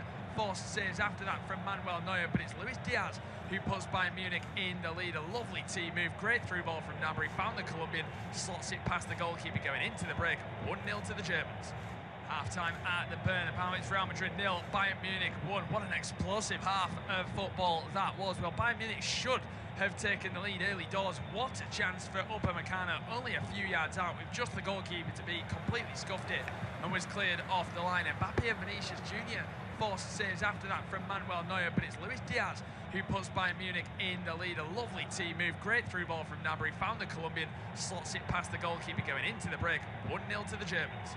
Half-time at the Bernabeu, it's Real Madrid 0, Bayern Munich 1. What an explosive half of football that was. Well, Bayern Munich should have taken the lead early doors. What a chance for Upamecano, only a few yards out with just the goalkeeper to beat, completely scuffed it and was cleared off the line. Mbappe and Vinicius Jr. forced saves after that from Manuel Neuer, but it's Luis Diaz who puts Bayern Munich in the lead. A lovely team move, great through ball from Gnabry, found the Colombian, slots it past the goalkeeper going into the break. 1-0 to the Germans. Half-time at the Bernabeu, it's Real Madrid 0, Bayern Munich 1. What an explosive half of football that was. Well, Bayern Munich should have taken the lead early doors. What a chance for Upamecano, only a few yards out with just the goalkeeper to beat, completely scuffed it and was cleared off the line. Mbappe and Vinicius Jr. forced saves after that from Manuel Neuer, but it's Luis Diaz who puts Bayern Munich in the lead. A lovely team move, great through ball from Gnabry, found the Colombian, slots it past the goalkeeper going into the break. 1-0 to the Germans. Half-time at the Bernabeu, it's Real Madrid 0, Bayern Munich 1. What an explosive half of football that was. Well, Bayern Munich should have taken the lead early doors. What a chance for Upamecano, only a few yards out with just the goalkeeper to beat, completely scuffed it and was cleared off the line. Mbappe and Vinicius Jr. forced saves after that from Manuel Neuer, but it's Luis Diaz who puts Bayern Munich in the lead. A lovely team move, great through ball from Gnabry, found the Colombian, slots it past the goalkeeper going into the break. 1-0 to the Germans. Half-time at the Bernabeu, it's Real Madrid 0, Bayern Munich 1. What an explosive half of football that was. Well, Bayern Munich should have taken the lead early doors. What a chance for Upamecano, only a few yards out with just the goalkeeper to beat, completely scuffed it and was cleared off the line. Mbappe and Vinicius Jr. forced saves after that from Manuel Neuer, but it's Luis Diaz who puts Bayern Munich in the lead. A lovely team move, great through ball from Gnabry, found the Colombian, slots it past the goalkeeper going into the break. 1-0 to the Germans. Half-time at the Bernabeu, it's Real Madrid 0, Bayern Munich 1. What an explosive half of football that was. Well, Bayern Munich should have taken the lead early doors. What a chance for Upamecano, only a few yards out with just the goalkeeper to beat, completely scuffed it and was cleared off the line. Mbappe and Vinicius Jr. forced saves after that from Manuel Neuer, but it's Luis Diaz who puts Bayern Munich in the lead. A lovely team move, great through ball from Gnabry, found the Colombian, slots it past the goalkeeper going into the break. 1-0 to the Germans. Half-time at the Bernabeu, it's Real Madrid 0, Bayern Munich 1. What an explosive half of football that was. Well, Bayern Munich should have taken the lead early doors. What a chance for Upamecano, only a few yards out with just the goalkeeper to beat, completely scuffed it and was cleared off the line. Mbappe and Vinicius Jr. forced saves after that from Manuel Neuer, but it's Luis Diaz who puts Bayern Munich in the lead. A lovely team move, great through ball from Gnabry, found the Colombian, slots it past the goalkeeper going into the break. 1-0 to the Germans. Half-time at the Bernabeu, it's Real Madrid 0, Bayern Munich 1. What an explosive half of football that was. Well, Bayern Munich should have taken the lead early doors. What a chance for Upamecano, only a few yards out with just the goalkeeper to beat. Completely scuffed it and was cleared off the line. Mbappe and Vinicius Jr. forced saves after that from Manuel Neuer, but it's Luis Diaz who puts Bayern Munich in the lead. A lovely team move, great through ball from Gnabry, found the Colombian, slots it past the goalkeeper going into the break. 1-0 to the Germans. Half-time at the Bernabeu, it's Real Madrid 0, Bayern Munich 1. What an explosive half of football that was. Well, Bayern Munich should have taken the lead early doors. What a chance for Upamecano, only a few yards out with just the goalkeeper to beat. Completely scuffed it and was cleared off the line. Mbappe and Vinicius Jr. forced saves after that from Manuel Neuer, but it's Luis Diaz who puts Bayern Munich in the lead. A lovely team move, great through ball from Gnabry, found the Colombian, slots it past the goalkeeper going into the break. 1-0 to the Germans. Half-time at the Bernabeu, it's Real Madrid 0, Bayern Munich 1. What an explosive half of football that was. Well, Bayern Munich should have taken the lead early doors. What a chance for Upamecano, only a few yards out with just the goalkeeper to beat. Completely scuffed it and was cleared off the line. Mbappe and Vinicius Jr. forced saves after that from Manuel Neuer, but it's Luis Diaz who puts Bayern Munich in the lead. A lovely team move, great through ball from Gnabry, found the Colombian, slots it past the goalkeeper going into the break. 1-0 to the Germans. Half-time at the Bernabeu, it's Real Madrid 0, Bayern Munich 1. What an explosive half of football that was. Well, Bayern Munich should have taken the lead early doors. What a chance for Upamecano, only a few yards out with just the goalkeeper to beat. Completely scuffed it and was cleared off the line. Mbappe and Vinicius Jr. forced saves after that from Manuel Neuer, but it's Luis Diaz who puts Bayern Munich in the lead. A lovely team move, great through ball from Gnabry, found the Colombian, slots it past the goalkeeper going into the break. 1-0 to the Germans. Half-time at the Bernabeu, it's Real Madrid 0, Bayern Munich 1. What an explosive half of football that was. Well, Bayern Munich should have taken the lead early doors. What a chance for Upamecano, only a few yards out with just the goalkeeper to beat. Completely scuffed it and was cleared off the line. Mbappe and Vinicius Jr. forced saves after that from Manuel Neuer, but it's Luis Diaz who puts Bayern Munich in the lead. A lovely team move, great through ball from Gnabry, found the Colombian, slots it past the goalkeeper going into the break. 1-0 to the Germans. Half-time at the Bernabeu, it's Real Madrid 0, Bayern Munich 1. What an explosive half of football that was. Well, Bayern Munich should have taken the lead early doors. What a chance for Upamecano, only a few yards out with just the goalkeeper to beat. Completely scuffed it and was cleared off the line. Mbappe and Vinicius Jr. forced saves after that from Manuel Neuer, but it's Luis Diaz who puts Bayern Munich in the lead. A lovely team move, great through ball from Gnabry, found the Colombian, slots it past the goalkeeper going into the break. 1-0 to the Germans.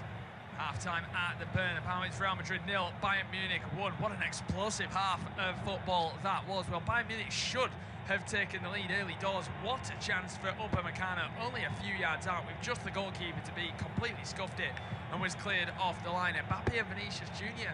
forced saves after that from Manuel Neuer, but it's Luis Diaz who puts Bayern Munich in the lead. A lovely team move, great through ball from Gnabry, found the Colombian, slots it past the goalkeeper going into the break. 1-0 to the Germans. Half-time at the Bernabeu, it's Real Madrid 0, Bayern Munich 1. What an explosive half of football that was. Well, Bayern Munich should have taken the lead early doors. What a chance for Upamecano, only a few yards out with just the goalkeeper to beat. Completely scuffed it and was cleared off the line. Mbappe and Vinicius Jr. forced saves after that from Manuel Neuer, but it's Luis Diaz who puts Bayern Munich in the lead. A lovely team move, great through ball from Gnabry, found the Colombian, slots it past the goalkeeper going into the break. 1-0 to the Germans. Half-time at the Bernabeu, it's Real Madrid 0, Bayern Munich 1. What an explosive half of football that was. Well, Bayern Munich should have taken the lead early doors. What a chance for Upamecano, only a few yards out with just the goalkeeper to beat. Completely scuffed it and was cleared off the line. Mbappe and Vinicius Jr. forced saves after that from Manuel Neuer, but it's Luis Diaz who puts Bayern Munich in the lead. A lovely team move, great through ball from Gnabry, found the Colombian, slots it past the goalkeeper going into the break.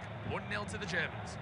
Half-time at the Bernabeu, it's Real Madrid 0, Bayern Munich 1. What an explosive half of football that was. Well, Bayern Munich should have taken the lead early doors. What a chance for Upamecano, only a few yards out with just the goalkeeper to beat. Completely scuffed it and was cleared off the line. Mbappe and Vinicius Jr.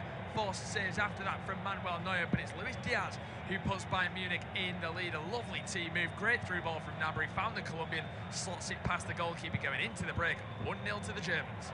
Half-time at the Bernabeu, it's Real Madrid 0, Bayern Munich 1. What an explosive half of football that was. Well, Bayern Munich should have taken the lead early doors. What a chance for Upamecano, only a few yards out with just the goalkeeper to beat, completely scuffed it and was cleared off the line. Mbappe and Vinicius Jr. forced saves after that from Manuel Neuer, but it's Luis Diaz who puts Bayern Munich in the lead. A lovely team move, great through ball from Gnabry, found the Colombian, slots it past the goalkeeper going into the break. 1-0 to the Germans.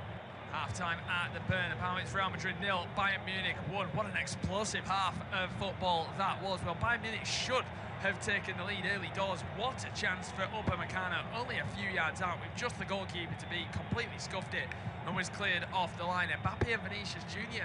forced saves after that from Manuel Neuer, but it's Luis Diaz who puts Bayern Munich in the lead. A lovely team move, great through ball from Gnabry, found the Colombian, slots it past the goalkeeper going into the break. 1-0 to the Germans. Half-time at the Bernabeu, it's Real Madrid 0, Bayern Munich 1. What an explosive half of football that was. Well, Bayern Munich should have taken the lead early doors. What a chance for Upamecano, only a few yards out with just the goalkeeper to beat, completely scuffed it and was cleared off the line. Mbappe and Vinicius Jr. forced saves after that from Manuel Neuer, but it's Luis Diaz who puts Bayern Munich in the lead. A lovely team move, great through ball from Gnabry, found the Colombian, slots it past the goalkeeper going into the break. 1-0 to the Germans. Half-time at the Bernabeu, it's Real Madrid 0, Bayern Munich 1. What an explosive half of football that was. Well, Bayern Munich should have taken the lead early doors. What a chance for Upamecano, only a few yards out with just the goalkeeper to beat, completely scuffed it and was cleared off the line. Mbappe and Vinicius Jr. forced saves after that from Manuel Neuer, but it's Luis Diaz who puts Bayern Munich in the lead. A lovely team move, great through ball from Gnabry, found the Colombian, slots it past the goalkeeper going into the break. 1-0 to the Germans. Half-time at the Bernabeu, it's Real Madrid 0, Bayern Munich 1. What an explosive half of football that was. Well, Bayern Munich should have taken the lead early doors. What a chance for Upamecano, only a few yards out with just the goalkeeper to beat, completely scuffed it and was cleared off the line. Mbappe and Vinicius Jr.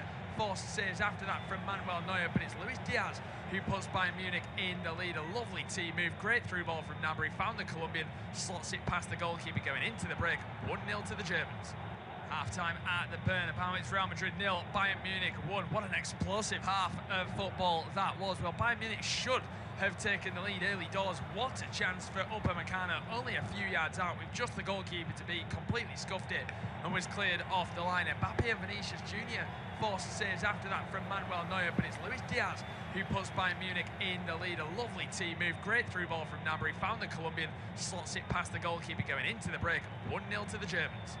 Half-time at the Bernabeu, it's Real Madrid 0, Bayern Munich 1. What an explosive half of football that was. Well, Bayern Munich should have taken the lead early doors. What a chance for Upamecano, only a few yards out with just the goalkeeper to beat, completely scuffed it and was cleared off the line. Mbappe and Vinicius Jr.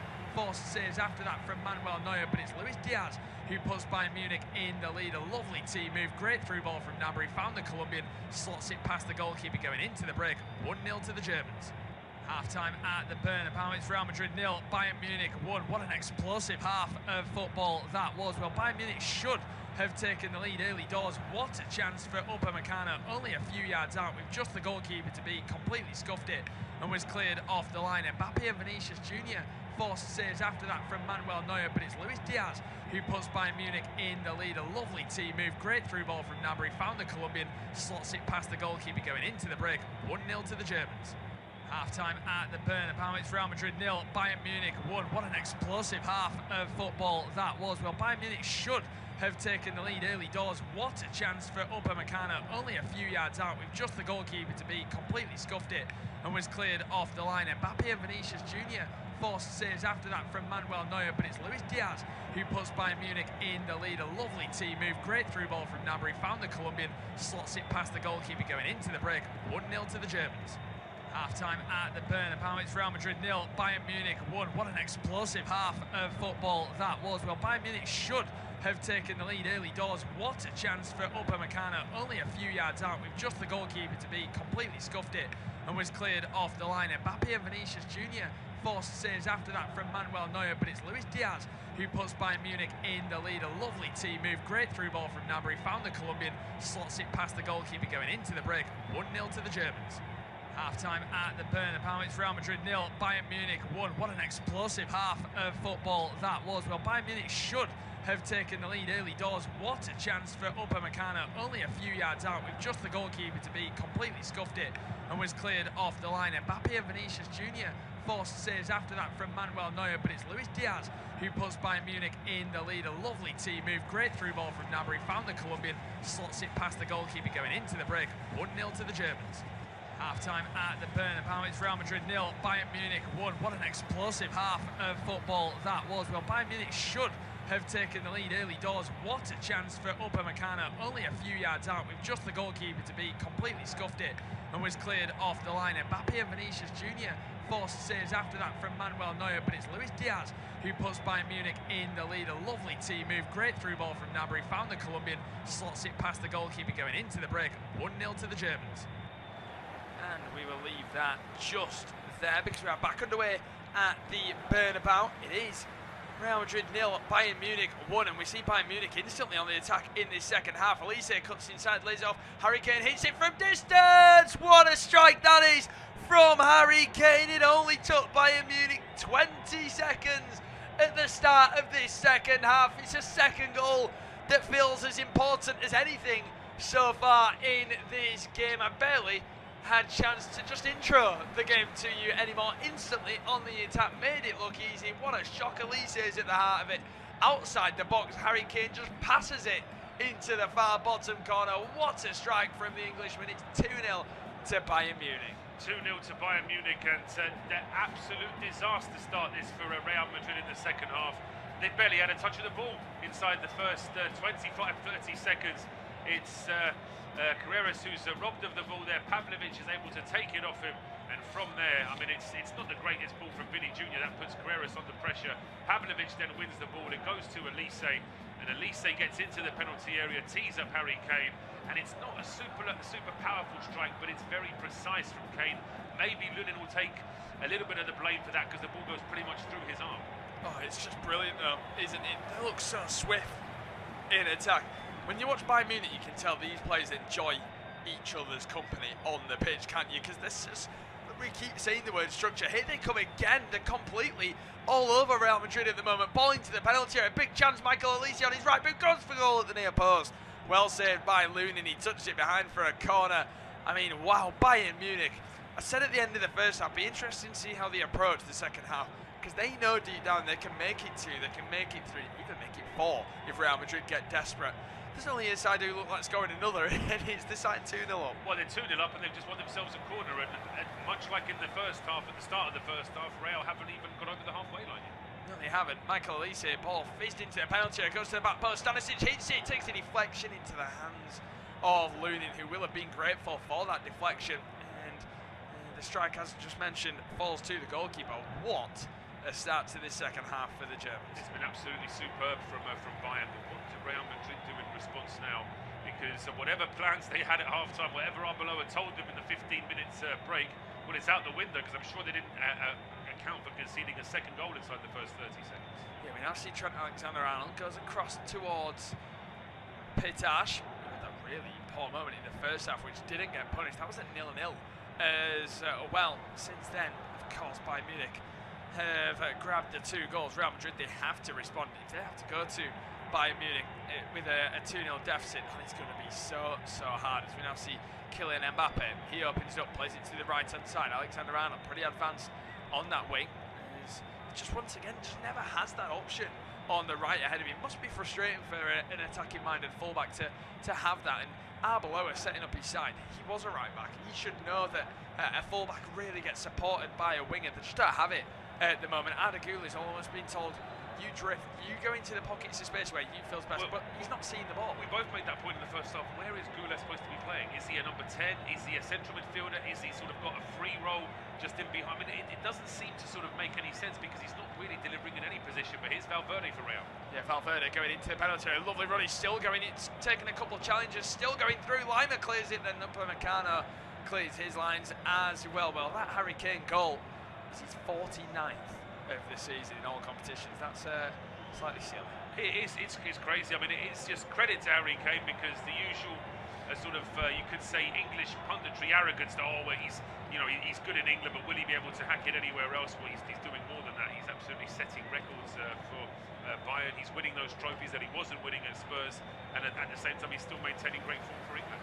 Yeah, exactly that. And Vinicius Junior looks to get the better of Stanisic. I guess Harry Kane's fitness is going to be so important for England in the World Cup, but he looks as fit as ever today. He's not been as involved, has he? Quite similar to Mbappe, he's having to really pick and choose his moments where he drifts a little bit. We've seen him go deeper, but that's Harry Kane's game. That absolutely is, and that's what you learn as an experienced pro in any position, but particularly as a striker, you just learn to be in the right places, link the play. But in come Real now, but the ball in from Rudiger is overhit. It may actually still stay in play, but nobody in the Real shirt can use that one. Slightly just sums it up so far for Real Madrid at that ball in.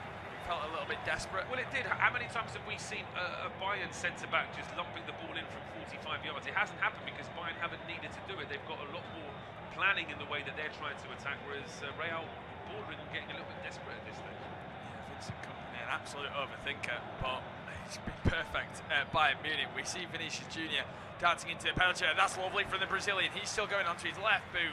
Holds onto it for too long. It felt Vinicius Junior there. We now see a man go down. That's not a free kick. Good call from Michael Oliver. I felt like Joshua Kimmich was almost looking for that in a sense. So here come Real Madrid. Tchouameni's going to hit it from distance. Takes a deflection off the knee of Stanisic. Goes behind for a corner. Yeah, Kimmich still with his arms up saying, where was my free kick? But the referee's trying to let a few of these go. Michael Oliver, he's already had a go at Vinny Junior for looking for a far too easy a free kick. So Kimmich was told the same. Yes, we see the likes of Brahim Diaz, Jude Bellingham on the bench as well. What a call to not start. That's a terrible corner from Arda Güler. Really bad out-swinging delivery. Well, Jude Bellingham not being in the starting lineup. And then you've got the likes of Thiago Pitash in the lineup. Quite telling in itself. Vinicius Junior cuts inside, shows way too much to it. Can't get on until we see Bellingham shortly. Oh, you would think so. I mean, Bellingham's on the bench. Maybe it was a mistake that Camavinga wasn't starting, because it seems like they are missing a decent holding midfielder, and he could probably do that role better than what Arda Güler's doing. Yeah, you would maybe think so. Arda Güler and Pitash looking a bit lost in this game for my liking. Even Brahim Diaz will just have something, a little bit more energy into that attack. That's a nice turn. That's a lovely play on the left from Pavlovic. Picks it up in a more out of position area. Dealt with it pretty well, but Harry Kane can't hold on to it. So we now see Alexander-Arnold, who goes all the way back to Antonio Rudiger. It's with Hausen. Goes across to Rudiger now. Maybe Bayern Munich will just take a little step off it. Now they do have that double lead. A third will be like they're in dreamland. It would be, with the second leg still to come. Of course, in the old days of the away goals, this would be real panic stations for Madrid now, being 2-0 down. As it is, of course, with those being ditched, it has actually made for a much better knockout phase of European competition. I'll break off now because a long ball is played into the penalty area, trying to control it. On the run there was Mbappe, just had a little bit too much pace on it, and in the end it does find its way back towards Neuer. Yes, you now see the ball with Konrad Laimer, who finds Jonathan Tah. Kimmich plays it all the way across. It's intercepted by Pitash. Ball across for Valverde. He looks to lay it off for Vinicius Junior. Cuts onto his left foot. It's a strike from distance over the bar. How many times is he going to hit it from outside the box? With no success. No success, and then there's that wry smile of frustration of, where's my free kick, ref? Because he felt like he was being fouled when he was going for that initial effort. We're seeing the earlier effort there from Stanisic, which took a deflection, and the one from Elise, which was battered, but they haven't shown us a replay of that last one from Vinny Junior yet. But now Elise has been brought down inside his own half, and those are the sort of free kicks that Bayern will take all day long, because it just slows the game down. Kane with his 11th goal in 10 games this season in the Champions League. The stats are ridiculous. Yeah, they really are. And Michael Elise has been an absolute joy to watch today. We've of course seen him maybe a lot more than others, because we've watched him come through in the Premier League, and sometimes at Reading seen him quite a bit where you kind of knew he was going to get a decent move. What a player. Yeah, absolutely, but when he was at his best at Palace, if you'd have said to me that he's going to end up being a sort of a virtuoso player in a Bayern team where he is that sort of creative left footer on the right hand side and he fits into that team, I would have said, well, it's going to take a while, I think, for that to happen. It's taken less than a season. It's been superb. Yeah, there's a ball over the top. What a touch that is from Mbappe on the attack. He's going to keep it alive. Lovely skill to try and get away from Laimer. He's into the penalty area, still going. It's great work from Laimer. Stays with him the whole time. Finally gets it towing. Mbappe's battling with him. Nice little roulette. Little Cruyff turn from Pavlovic.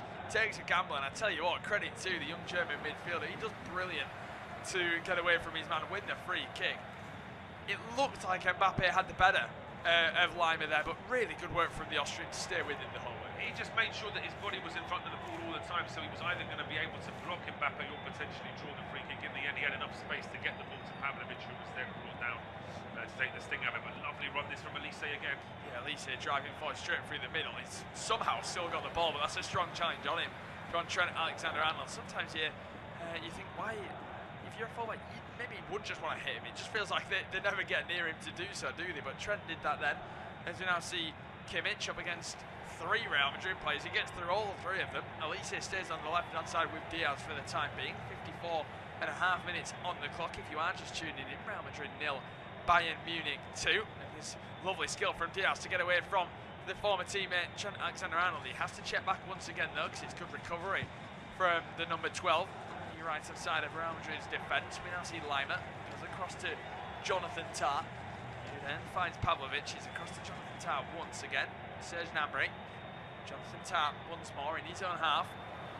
Goes all the way through to Pavlovic. Now it's going to be Kimmich in possession. Goes across for Upamecano, who brings it down. 11 shots apiece, 4 on target apiece. You don't often see that often. It feels like it should be way more in Bayern Munich's favour, but it doesn't feel like Real have had 11 efforts in total. It doesn't even feel like they've had 4 efforts on target, but from Bayern's point of view, that seems about right. They have been a very good side going forward this evening. As we now see Michael Elise in possession. He cuts inside for Carreras. He's still going himself. Michael Elise, he's still going onto his left foot. He's going to hit it from distance. He got some real power on it. He tried to reverse it, catch the goalkeeper out to the far bottom corner. It's a simple save in the end.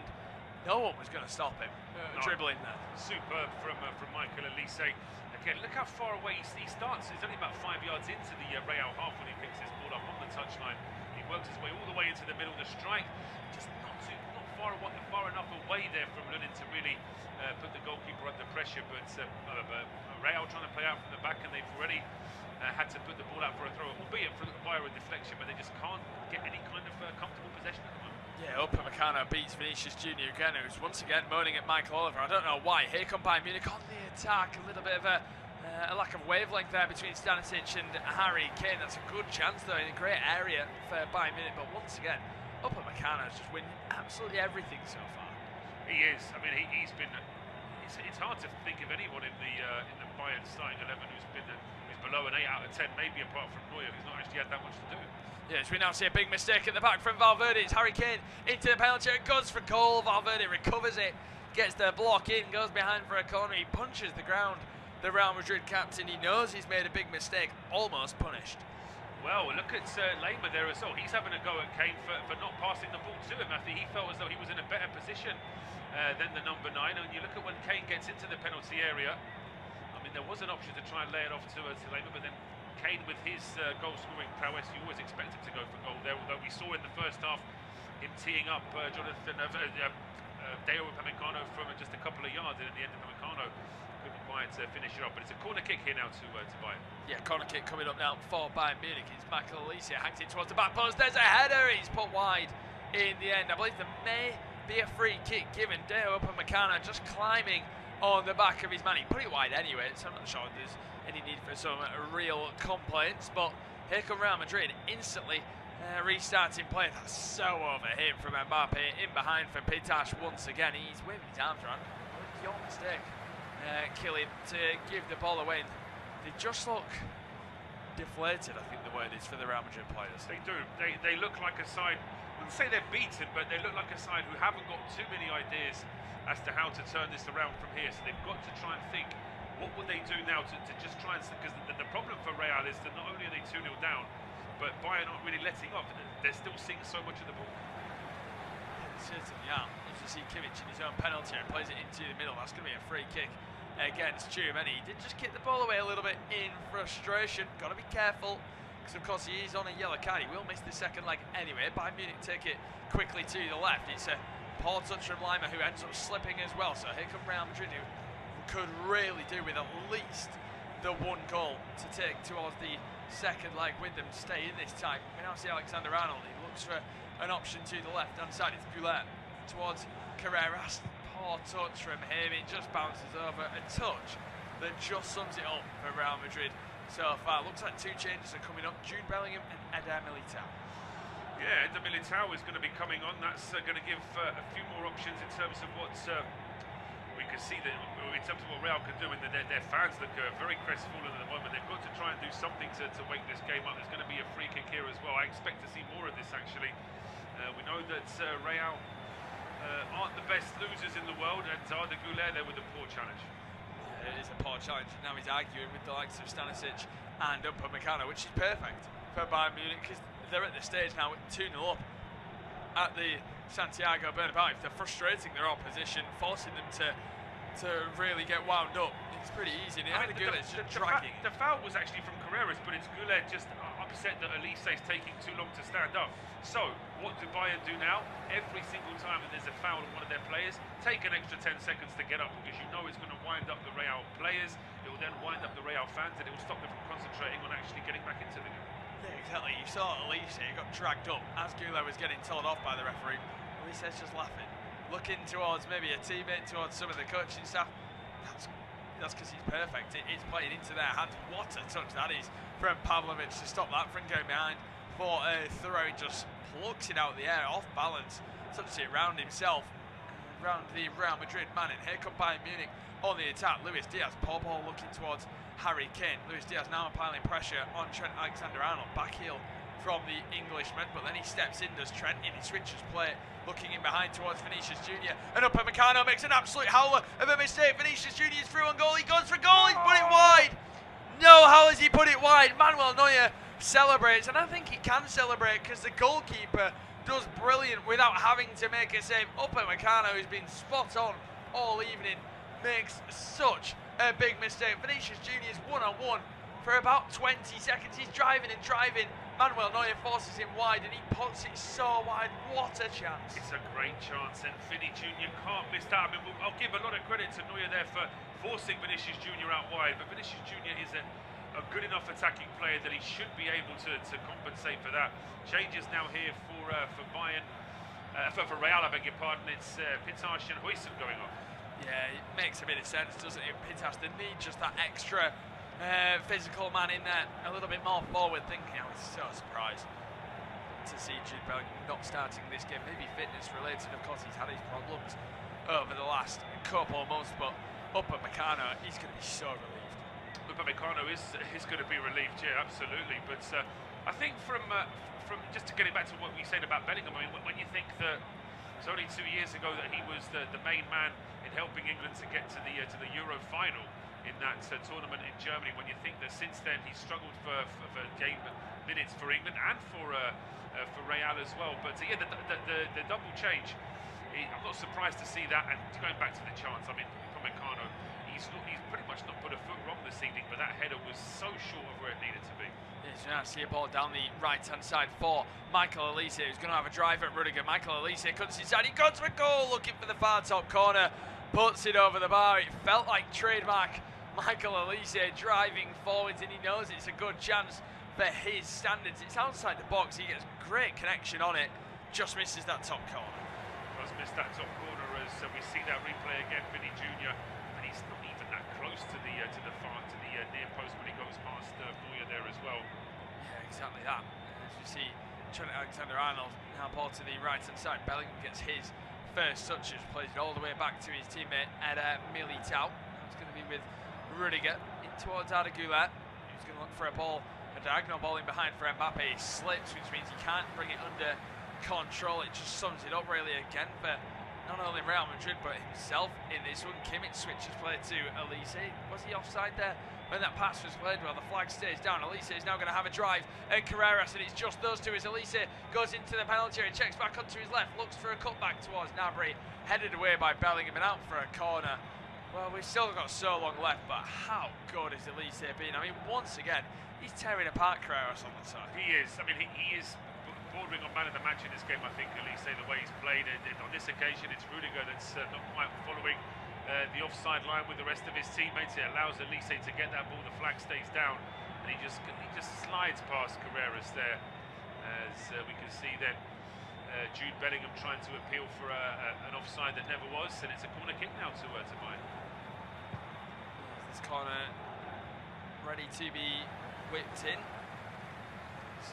We now see Kimmich in swinging delivery towards the front post. It evades everybody, falls into the penalty. Why is Luis Diaz taking a touch? Then he goes for goal. It's blocked and goes behind for another corner.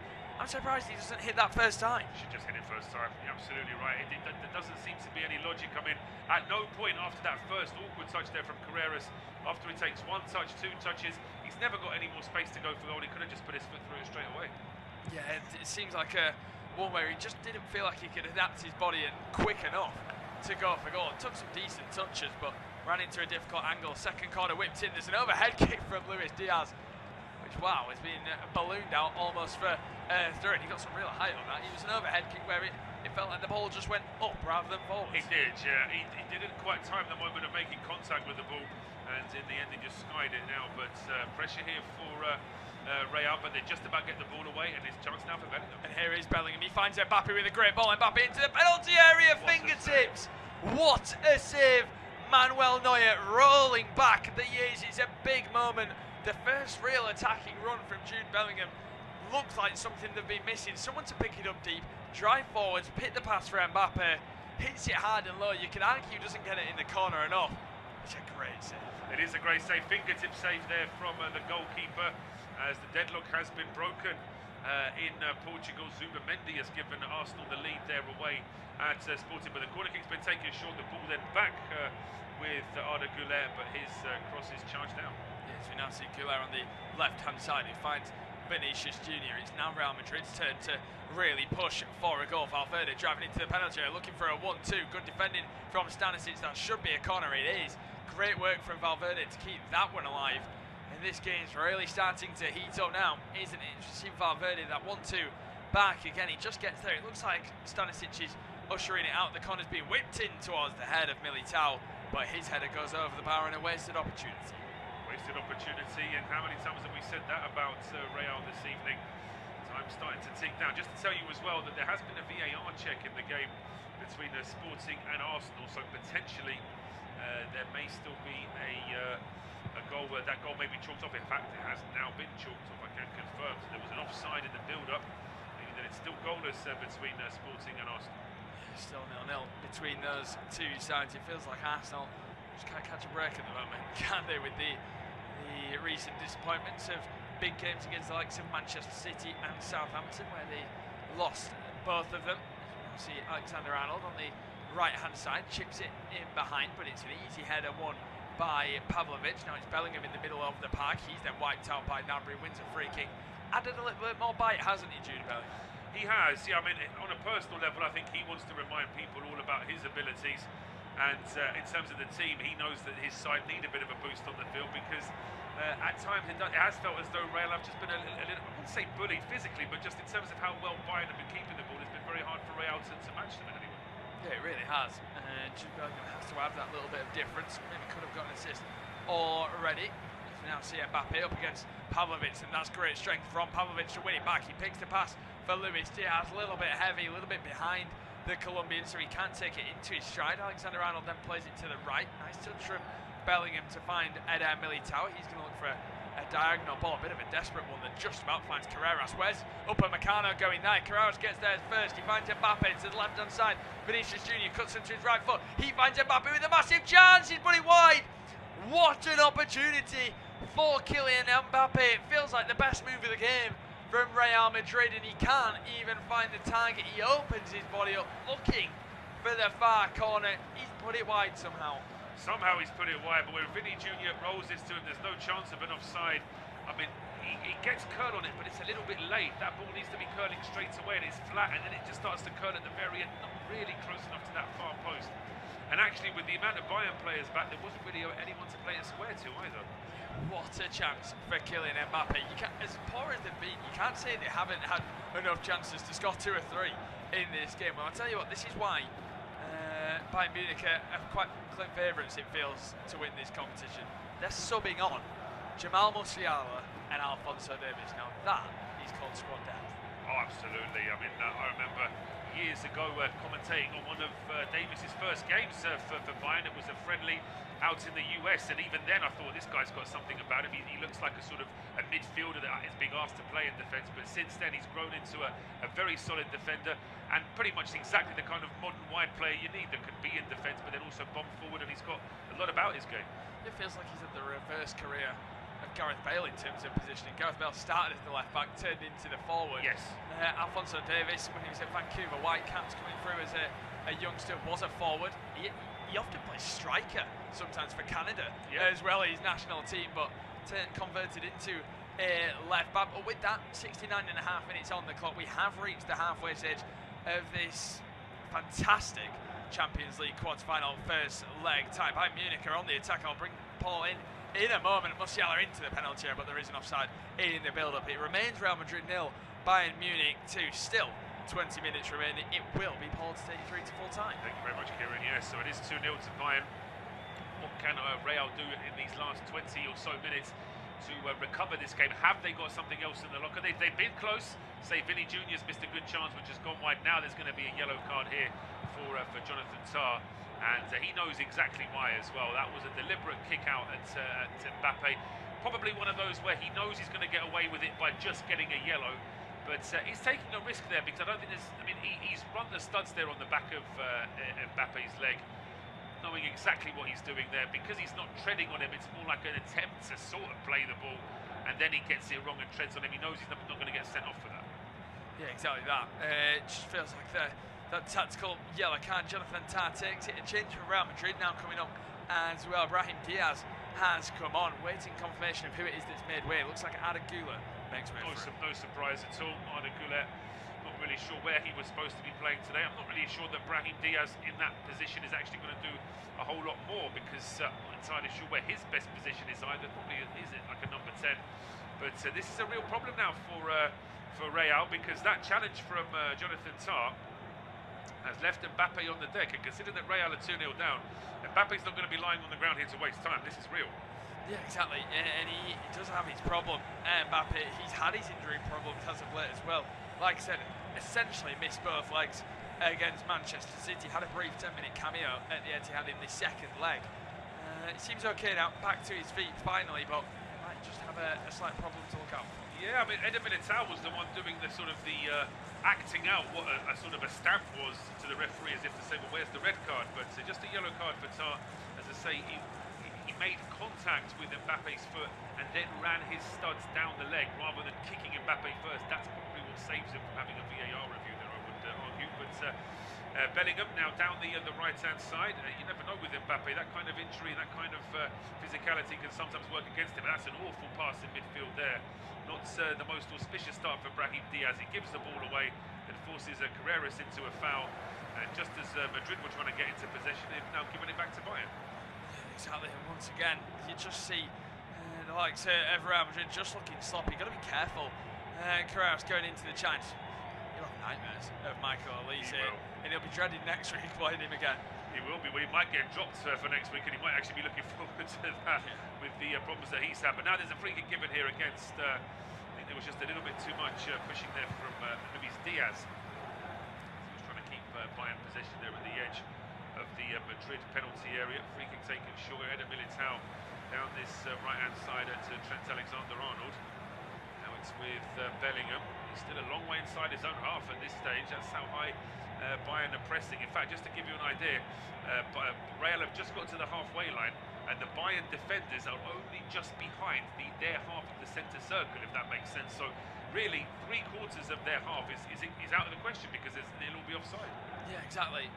It's just one that both sides have to be patient in this next 15 minutes. Bayern Munich don't have to over-exaggerate their play. Real Madrid can really benefit from a goal coming up. They're on the attack. They are. Alexander-Arnold's gone on the overlap, and there is no offside. Wow. It is going to be a goal. Surely, it's on the line. Stopped. Has it gone over the line? Referee says yes, it has. The ball has crossed the line. Michael Oliver points to his watch, and with 17 minutes to go, both teams now have scored. Real Madrid 1, Bayern 2. Well, we've just seen what Trent Alexander-Arnold brings to his side. What a delivery he's just put into the back post for Kylian Mbappe, who's been begging for a couple of balls in like that one. It feels like the more routine chance that he's had, doesn't it? In fact, it feels the more poachers finisher type of chance. He meets it first time at the back post. It's fantastic work from him. Just seeing it now, he's onside. Is Valverde on the right hand side, plays it down the line for Trent Alexander-Arnold. It's clever movement, isn't it? It just peels off the back of his fellow Frenchman, Upamecano. He does cross the line. It bounces across the line despite Neuer's best efforts. Still almost saves it. Now that would have been one of the better saves you ever see, but it's game on again. It is game on again, and what can Real do now with 16 minutes to go? What are Bayern going to do? They would have felt aggrieved conceding that. They're on the attack. A ball comes in. Ooh. Kane turns and goes for goal. It was ball in from Kimmich, and Kane, difficult position really for him, but as he turns, can't quite find the target. He drags it quite a long way wide in the end, but it's still a brave effort for Kane, but we know that he's able to do that. Yeah, he's more than capable of scoring them. We've seen him score a great goal already in this game, but the Real Madrid fans are now up for it. It just feels like this is just Real Madrid, isn't it? No matter how poor they can play, they find a way to stay in. Well, Real have just given the ball away. This is a great opportunity now, but they're slowing things down here at the edge of there, and now it goes to Kane. Kane into the 6-yard box, deflected and out for a corner. And actually, Kimmich there is furious with Stanisic because he's saying, I was unmarked the entire time there. Yeah, Stanisic really slowed it down, just allowed Real Madrid to... held on to it for no reason. Yeah, he just allowed Real Madrid to really get into their setup. It's good defending from Tchouameni, who gets that block in, puts it behind for a corner, but Real Madrid just got a little bit, I don't know, a little bit too open since scoring. Bayern Munich have enjoyed the couple of minutes after it. They've got a corner coming up. Coming up here on the left-hand side, just under 15 minutes to go. Still goalless in the other game between Sporting and Arsenal. Arsenal had a goal chalked off for offside, but here comes the corner kick from Kimmich. It's a real in-swinger. Tar then heads it off Rudiger. Both sides are saying it's our ball, but it has been given us another corner. Yeah, another corner coming up. It's a bit of an overhit corner, this one, where it comes off the top of the header. Jonathan Tar plays it behind, looking for the far corner, but comes off the head of Rudiger in the end, and out for another corner. Another corner to be swung in here from the right-hand side, and it's going to be an in-swinger from Elise. Plenty to aim at inside the penalty area. A slightly more floated ball this time, a little bit too close to that near post, easily headed away. And now there is a chance here. Brahim Diaz brings the ball away for Madrid, plays it down the left-hand side now for Vinicius Junior, heading towards the penalty area. Vinny Junior then gets his run stopped. He gets brought down. The referee is going to give a yellow card here as well to the backtracking Luis Diaz. Diaz is showing the referee the ball, but Michael Oliver is not moved. Yeah, I'm not sure if it's a yellow card challenge from Luis Diaz. Yes, he's in a dangerous area, but he turns away. He's not really going anywhere, and there's not that much. I think it's the deliberate trip that the referee doesn't like.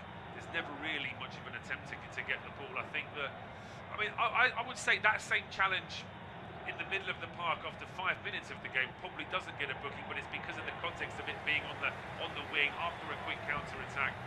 As I say, it's not his first love really, is it? Luis Diaz doing challenges like that. He is a forward rather than a defender. Maybe he couldn't quite disguise it as accidental, maybe as some of his defensive colleagues could. Alexander-Arnold stands over this one.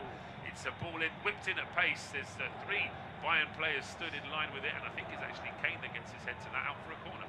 Yeah, out for a corner for Real Madrid. We've seen a lot of corners and set pieces, haven't we? Feels like we've seen an excessive amount between these two sides, but yeah, another corner ready to be taken now. Absolutely, the corner kick count, it's 6 for Real, and now it's the 12th corner kick here for Bayern, so they've shared 18 between them. It really is a decent amount of set pieces here, and the XG is impressive for both sides. As the corner kick is swung out, it's headed away at the edge of the 6-yard box. Elise then heads it away. Real's XG is 1.71, and Bayern is 2.89, so as I say, a combined XG of over 4 there for the two sides. Doesn't surprise me really. They have played a very open attacking game. As we said at kickoff, it's always a lot more fun to watch two teams that are trying to win the game rather than two teams who are trying to avoid defeat. And now Real potentially have been caught out because it's a counter-attack here for Bayern. Long ball into the penalty area. Oh, it's Luis Diaz getting into a bit of a tangle there with Carreras, but just held onto the ball for too long. He lost his momentum and he couldn't get a shot straight. Yeah, exactly. And they'd love that third goal, wouldn't they? Bayern Munich, who I think they'll be delighted no matter what really happens. I mean, they'll be frustrated if they go and draw this game, that is for sure, from being 2-0 up, but what a performance it's been on the road from them. To have that lead, to take back to the second leg will be really important. They have to stay focused because Real Madrid, it feels like they're just getting into their attacking groove. Their players are just starting to feel the benefit of maybe that substitute of Jude Bellingham, who I really do think has changed the game for Real. No, he has. His presence on the field has made a difference for Real. There's no doubt about that. The fact that he's got that free roll, he seems to be sort of more on the right-hand side. He's actually got the ball now. Changing passes here with Brahim Diaz. Diaz then turns into trouble, but he's able to hold on to the ball here for Real. Back towards the waiting Rudiger. Away from goal. Some options here now out towards the left-hand side. Beres in towards Vini Jr. Gets away from Musiala. Vini Jr. towards the edge of the area, tees it in, up now. Brahim Diaz goes for goal, but it's straight down the middle. Good save from Neuer. Yeah, stinger for the palms of the goalkeeper, but Manuel Neuer, he does parry it down because he trusts himself to keep it within his distance, and he does reach it in the end. It just falls on the right boot of Brahim Diaz, who just tries to just boot it through the ball, really, to try and almost maximise the power and accuracy on it. In the end, it's a pretty simple save. Here come Bayern on the attack with a lot of space in the middle. They do have a lot of space in the middle, and it's now with Luis Diaz into the penalty area. What a challenge that is from Tuchemeli, but the loose ball been saved in by Musiala, but he runs straight into Eder Militao, and that move's been and gone. And here come Real now through the middle. It's that man again, Bellingham. He's got two players chasing him, but he's hauling this one all the way to the edge of the area. Then he gets it out towards Vini Jr. Left-hand side. Into the penalty area goes Vini Jr. He dances away from Upamecano into the 6-yard box. He tries to tee it up for the on-waiting Bellingham, but there's just too many red shirts in the way, and Bayern can clear their lines. But Bayern thought the job's done this evening. It's not. Real are very much back in this game. Starting to dance with the fullback, isn't he? A little bit. Vinicius Jr. starting to see a lot of the ball, but once again, it's Jude Bellingham carrying it forwards, driving and driving. We criticised the midfield of Real Madrid in the first half. Nobody was willing to get on the ball, carry it an extra 10 yards. There's a sloppy offside there from Vinicius Jr. Just as I was praising him, he's starting to feel like the world's against him now, isn't it? He looks to the sky. But yeah, Jude Bellingham, fantastic in the build-up. He's asking for a penalty. You're never going to get a penalty for that. You're not going to get a penalty for that because you're already falling. He's already falling before there's any contact with Upamecano, so there's never going to be a penalty for that. Mbappe, I mean, I'll tell you what, Kane 11 goals in 10 games, Mbappe 14 goals in 10 games in the Champions League this season. So his form might be a little bit hot and cold in La Liga, but he's certainly not struggling in the Champions League. Yeah, certainly isn't. It's almost a goal and a half a game. Yeah, it's insane. Absolutely insane. I mean, it's serious play. Like we mentioned at the start of this game, probably the best attacking firepower you'll see on a pitch of combined two sides. Mbappe, Vinicius Jr., Michael Olise, Harry Kane. Some serious quality. Oh, it really is. And many ways you could say it's a shame that they're meeting in the quarter-final, but I think it's important for these two sides to meet in a two-legged game. I think, although of course the final between these two would be fantastic, it wouldn't be quite as open as this because there would be a bit more caution. Whereas in a two-legged game, I think both teams can express their attacking play a bit. Yeah, they definitely can. Bayern Munich, this is why the first half was refreshing. It told us Bayern Munich aren't here to play to draw, are they? Which a lot of, when you're away from home in the first leg, sometimes that is your maybe on the top of your mind. Make sure you don't lose, and you've got a real good chance of going through to the next round. But here come Real Madrid. They do. It's a ball down the right-hand side. Vini Jr.'s into the penalty area. He goes for goal. Oh, Neuer almost wasn't expecting that one at the near post. He blocks it rather than making a sort of out-and-out save, and it's out for a corner. And so many saves, hasn't he, Manuel Neuer? Been so busy. He's been fantastic. That's when you expect him to make, but he has to make it, and he does. Goes for another Real Madrid corner. He's here for Real Madrid, and coming across to take this one now is Trent Alexander-Arnold. Plenty to aim for inside that penalty area. Neuer, as it is, he doesn't have to worry about the shenanigans we see in the Premier. There's not 20 players trying to crowd him out in the 6-yard box. Both teams have got a slightly different approach when it comes to set pieces, at least on this occasion anyway. It's Alexander-Arnold's out swinging ball. It's headed up in the air.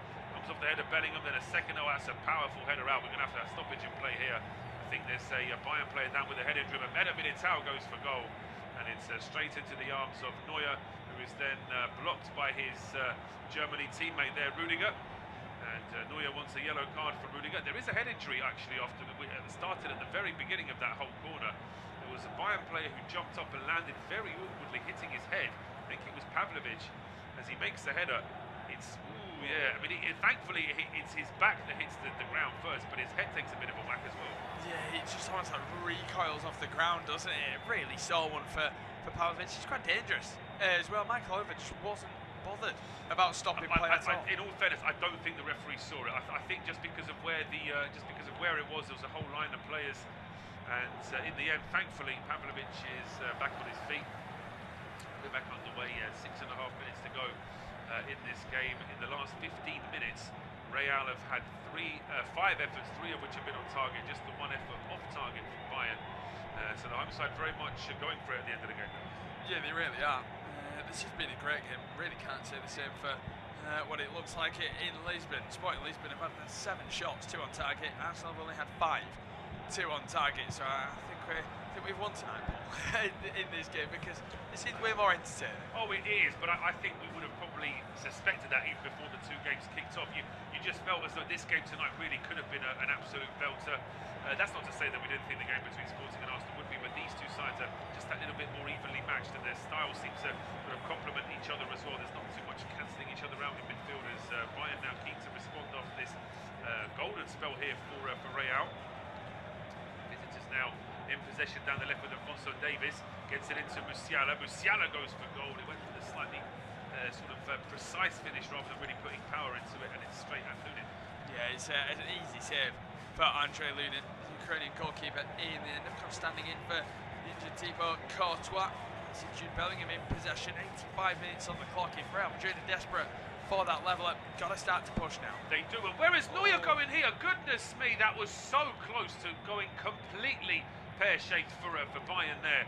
It was a long ball played through the middle. Valverde was the furthest forward for Real, and clearly Jonathan Tah was going to win that ball for Bayern, but suddenly out of nowhere his goalkeeper appears 45 if not 50 yards away from goal, and very nearly crashed into his own teammate and gave the ball away. And now Upamecano's under pressure. Yeah, you can see that there's a bit more pressure here for Bayern. That's a lunge of a challenge there from Jamal Musiala.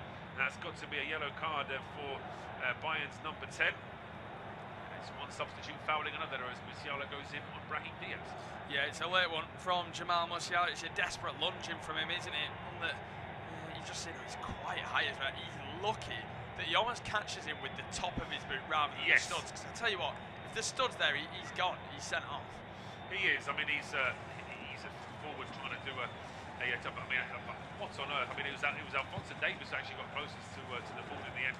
That moment I just described there with Manuel Neuer, but with Oliver's experience, he needs to just hold his line a little bit better as the free kick is taken here by Alexander-Arnold. It's a long looping header from Rudiger, and Mbappe was tracking that all the way to the line. Just had a bit too much pace and a bit too much height to that header, and in the end it just sails out for a goal kick. Yeah, in the end it's just not the greatest of headers. Just seen that goal line decision. The ball was quite clearly over the line. It's Mbappe's goal, isn't it? He was over the line before Brahim Diaz gets that touch. He touches it when the ball's maybe 25% in the back of the net already, but yeah, definitely would have almost been one of the best saves you'll ever see, but it's a big moment. Big moment indeed, and as we can see, that ball is that ball clearly was over the line, but now there's a chance here down the right-hand side for Bayern, and it's Stanisic breaking through. He's got 2 to aim at inside the penalty area. His pass is cut out though, but Stanisic gets another chance here on the right-hand side. Plays it into the middle now for Kimmich. Now it's with Kane. Back to Elise. There's Upamecano. Kimmich, now it's back to Pavlovic here on the left-hand side. He's got options here. One of them is Luis Diaz. Diaz back into Pavlovic. Musiala's just dropped a little bit deeper as well. Ball into the penalty area is partially cleared. Step back within a minute hour this time. Really puts his foot through it. It's 1 for him, but once again it's Neuer coming out. I mean, fair enough, he gets a header on it and it almost reaches the halfway line. It's working somehow. It is, but I mean, it's more by luck than judgment, I would say. Twice in the last few minutes. I mean, good luck in telling him to stay on his line, because he's that inexperienced. He's that experienced the keeper. He's going to do his own thing anyway, you would imagine there. But here come Bayern now down the left-hand side. Alphonso Davies just been shepherded out there by Militao, and I use that word carefully because he was almost being shoved there whilst not being fouled. But now it's Musiala at the edge of the area. Just too many Real players around him. Couldn't quite get that ball into the box. But then Kane does superbly well to win it back in midfield. Elise then dummies it here. And now it's Stanisic breaking into the penalty area. Wanted to go for goal, but then he cuts it back to Elise. Elise at the edge of the area, then flicks it in. Great chance for Davies. Tees it up for Musiala. He's just not got the right contact on the ball at all, and in the end he's just dragged it wide. But that's a great chance to make it 3-1. Yeah, what a moment that could have been for Bayern Munich. You've doubled their lead right at the end would have been vital in this. I tell you what, I really hope I'm covering the second leg of this game, because that second leg is going to be an outstanding watch. It really is, if it's anything like this, but Musiala just dragged it. Will be, because assuming that it finishes 2-1, Real obviously need to get a goal back, and Bayern know that sitting back defending a 2-1 lead against Real is a pointless exercise. You've got to try and get it's not what they do, right? No, you've got to score another goal to build your lead. But now here come Real through the middle here with Mbappe. Goes for goal, with Neuer just casually stood in the middle of his goal, like it was so obvious that ball was going wide. I'll see from the replay, but looking at it live, I didn't think it was that far wide at all. Yeah, that's why you can tell Mbappe is gutted, because Neuer was so beaten. He was really out of position, Neuer, in terms of he was quite far to one side. Mbappe knows you hit the as obvious as it sounds, you hit the target, you really do score there, and he knows he's got the whole. He's central, the whole goal to really aim for. No one's closing him down. He knows he actually has to score. He does have to score there, and Neuer getting away with another one this evening, you could argue. I'll tell you what, there's a real statement of intent in the Championship this evening, and with a few minutes to go, it's now Wrexham 1, Southampton 5. So, yeah, I mean, Wrexham were very much in that playoff picture a few weeks ago. They may still well be if they can get a couple more wins before the end of the season, but Southampton beating Arsenal at the weekend and getting back to league matters at midweek. A fantastic result on the record, certainly seems getting a tune out of the Saints on the south coast. But back here in Madrid, it's going to be a corner kick to Real just as we tick over into injury time, of which there will be 4 minutes. Yeah, 4 minutes of added time coming up. Can Real Madrid find a late leveler? Can Bayern Munich find a late doubler, really, to double their lead in this one? You feel like it's going to be Real Madrid piling on the pressure, don't you? But let's see if they can fight. Well, absolutely, let's see. I mean, because we've got Trent Alexander-Arnold now standing over this one.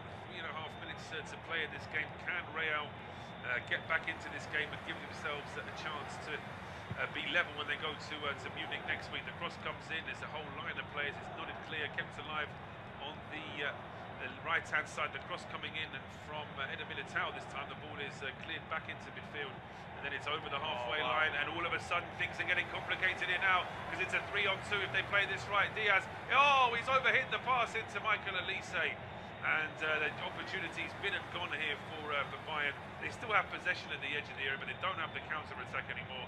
Elise then draws the challenge, wins his side of throw-on, but that's scant consolation, really. Yeah, well, if Vincent Kompany had hair, he'd want to pull it out watching that counter-attack. That is for sure, and Elise is a bit frustrated with Diaz as well. He just feels like he's driving and driving and driving. He's always got that option of Michael Elise. It's almost like a 2v1, 2v2, but what a chance. It's such a poor ball. He ends up playing it with the outside of his boots. He doesn't trust his left, despite being the left winger so heavily right-footed. What a great opportunity that comes to nothing. Like I said, it would have been a massive goal, but here come Bayern again with a lot of space. Yeah, Bayern with a lot of space. They're getting ready to make a double change as well. That's a heavy touch from Davies, but he still manages to find Luis Diaz. That's the second time in a minute where Luis Diaz's pass has just gone astray, and as a result of that, the chance has been and gone. What a chance, and Alphonso Davies just said to him, or he made the hand gestures, shoot yourself, keep going yourself. He's into the penalty area now, but he's offside. It's more confusion. Luis Diaz usually so much more ruthless than that in the final third. Usually he doesn't shy away from getting his shot off, does he?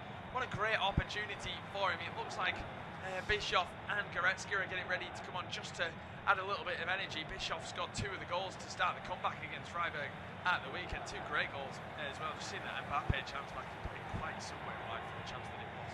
He did in the end, yes, a confirmation that it is going to be Alexander Pavlovich and Luis Diaz who are going to be going off for these final, well, it's 90 seconds of added time still to play, and it's Bischoff and Goretzka coming on to replace them. Yeah, and there's a massive goal in Lisbon. Arsenal have taken the lead in the 91st minute. Kai Havertz with a real big goal. It felt like Arsenal needed a win tonight just to resume that confidence that they've had for at least 90% of this season. Just to silence a few haters. It's only the 1 goal lead going into the second leg, it seems, as that's a really late challenge from Militao. Credit to Bayern Munich in this stoppage time period where you felt like Real Madrid could have really dominated it and created loads of chances. Bayern Munich have been the side that have had all the ball in this last 3 minutes. They have, yeah. There was a spell just before injury time where Real was starting to be almost too dominant, and it was starting to get one-way traffic, which was something that Kompany would have been very keen to try and avoid. And now that his side have weathered that little bit of a storm, I just don't feel there's going to be enough time here for Real to do anything. We've got less than a minute of added time to play. It's a free kick to Bayern as well, which has taken long. It's headed on by Kane. Oh, now then, was Elise pushed inside the penalty area? Well, it seemed fairly obvious to me that he was. Referee Michael Oliver immediately says no chance. I mean, by the time the ball goes out of play, we might have had the full 4 minutes, so there may not even be enough time for a VAR check. But I'd love to see a replay of that one, as certainly a couple of the Bayern players were asking the question. Goretzka then trying to keep the ball into Kimmich. He couldn't quite control it. It's down with Bellingham now on the left-hand side. He gets it in towards Vinicius Junior. Back into Bellingham. That's good covering from Stanisic, and it's swept clear by Manuel Neuer. The referee's doing that with his arm, so he's obviously been told in his ear the VAR have checked and there is no penalty. Yeah, no penalty. He made it very clear, Michael Oliver. You don't often see that in the Premier League from Michael Oliver or his fellow colleagues, but big moment. Big moment, and how much more time is there left in this game? We've had the 4 minutes. We've had 4.5 minutes of added time now, and the referee is still allowing play to go on, but no longer. The referee has just called time as Real were trying to send the ball long. There won't be any more time. It's all over here at the Santiago Bernabeu. What a fascinating game. Real not at the races in the first half. They came back into the game in the second, but it was too late by then. It's finished. Real Madrid 1, Bayern Munich 2. Thank you very much for joining us.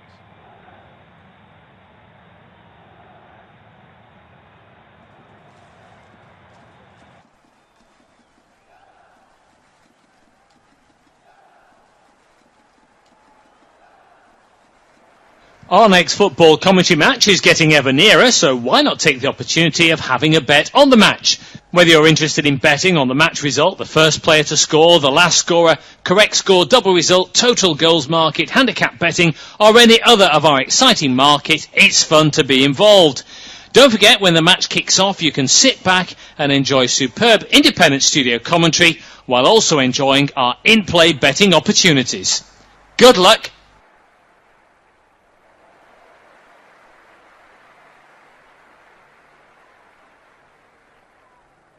Our next football commentary match is getting ever nearer, so why not take the opportunity of having a bet on the match? Whether you're interested in betting on the match result, the first player to score, the last scorer, correct score, double result, total goals market, handicap betting, or any other of our exciting market, it's fun to be involved. Don't forget, when the match kicks off, you can sit back and enjoy superb independent studio commentary while also enjoying our in-play betting opportunities. Good luck!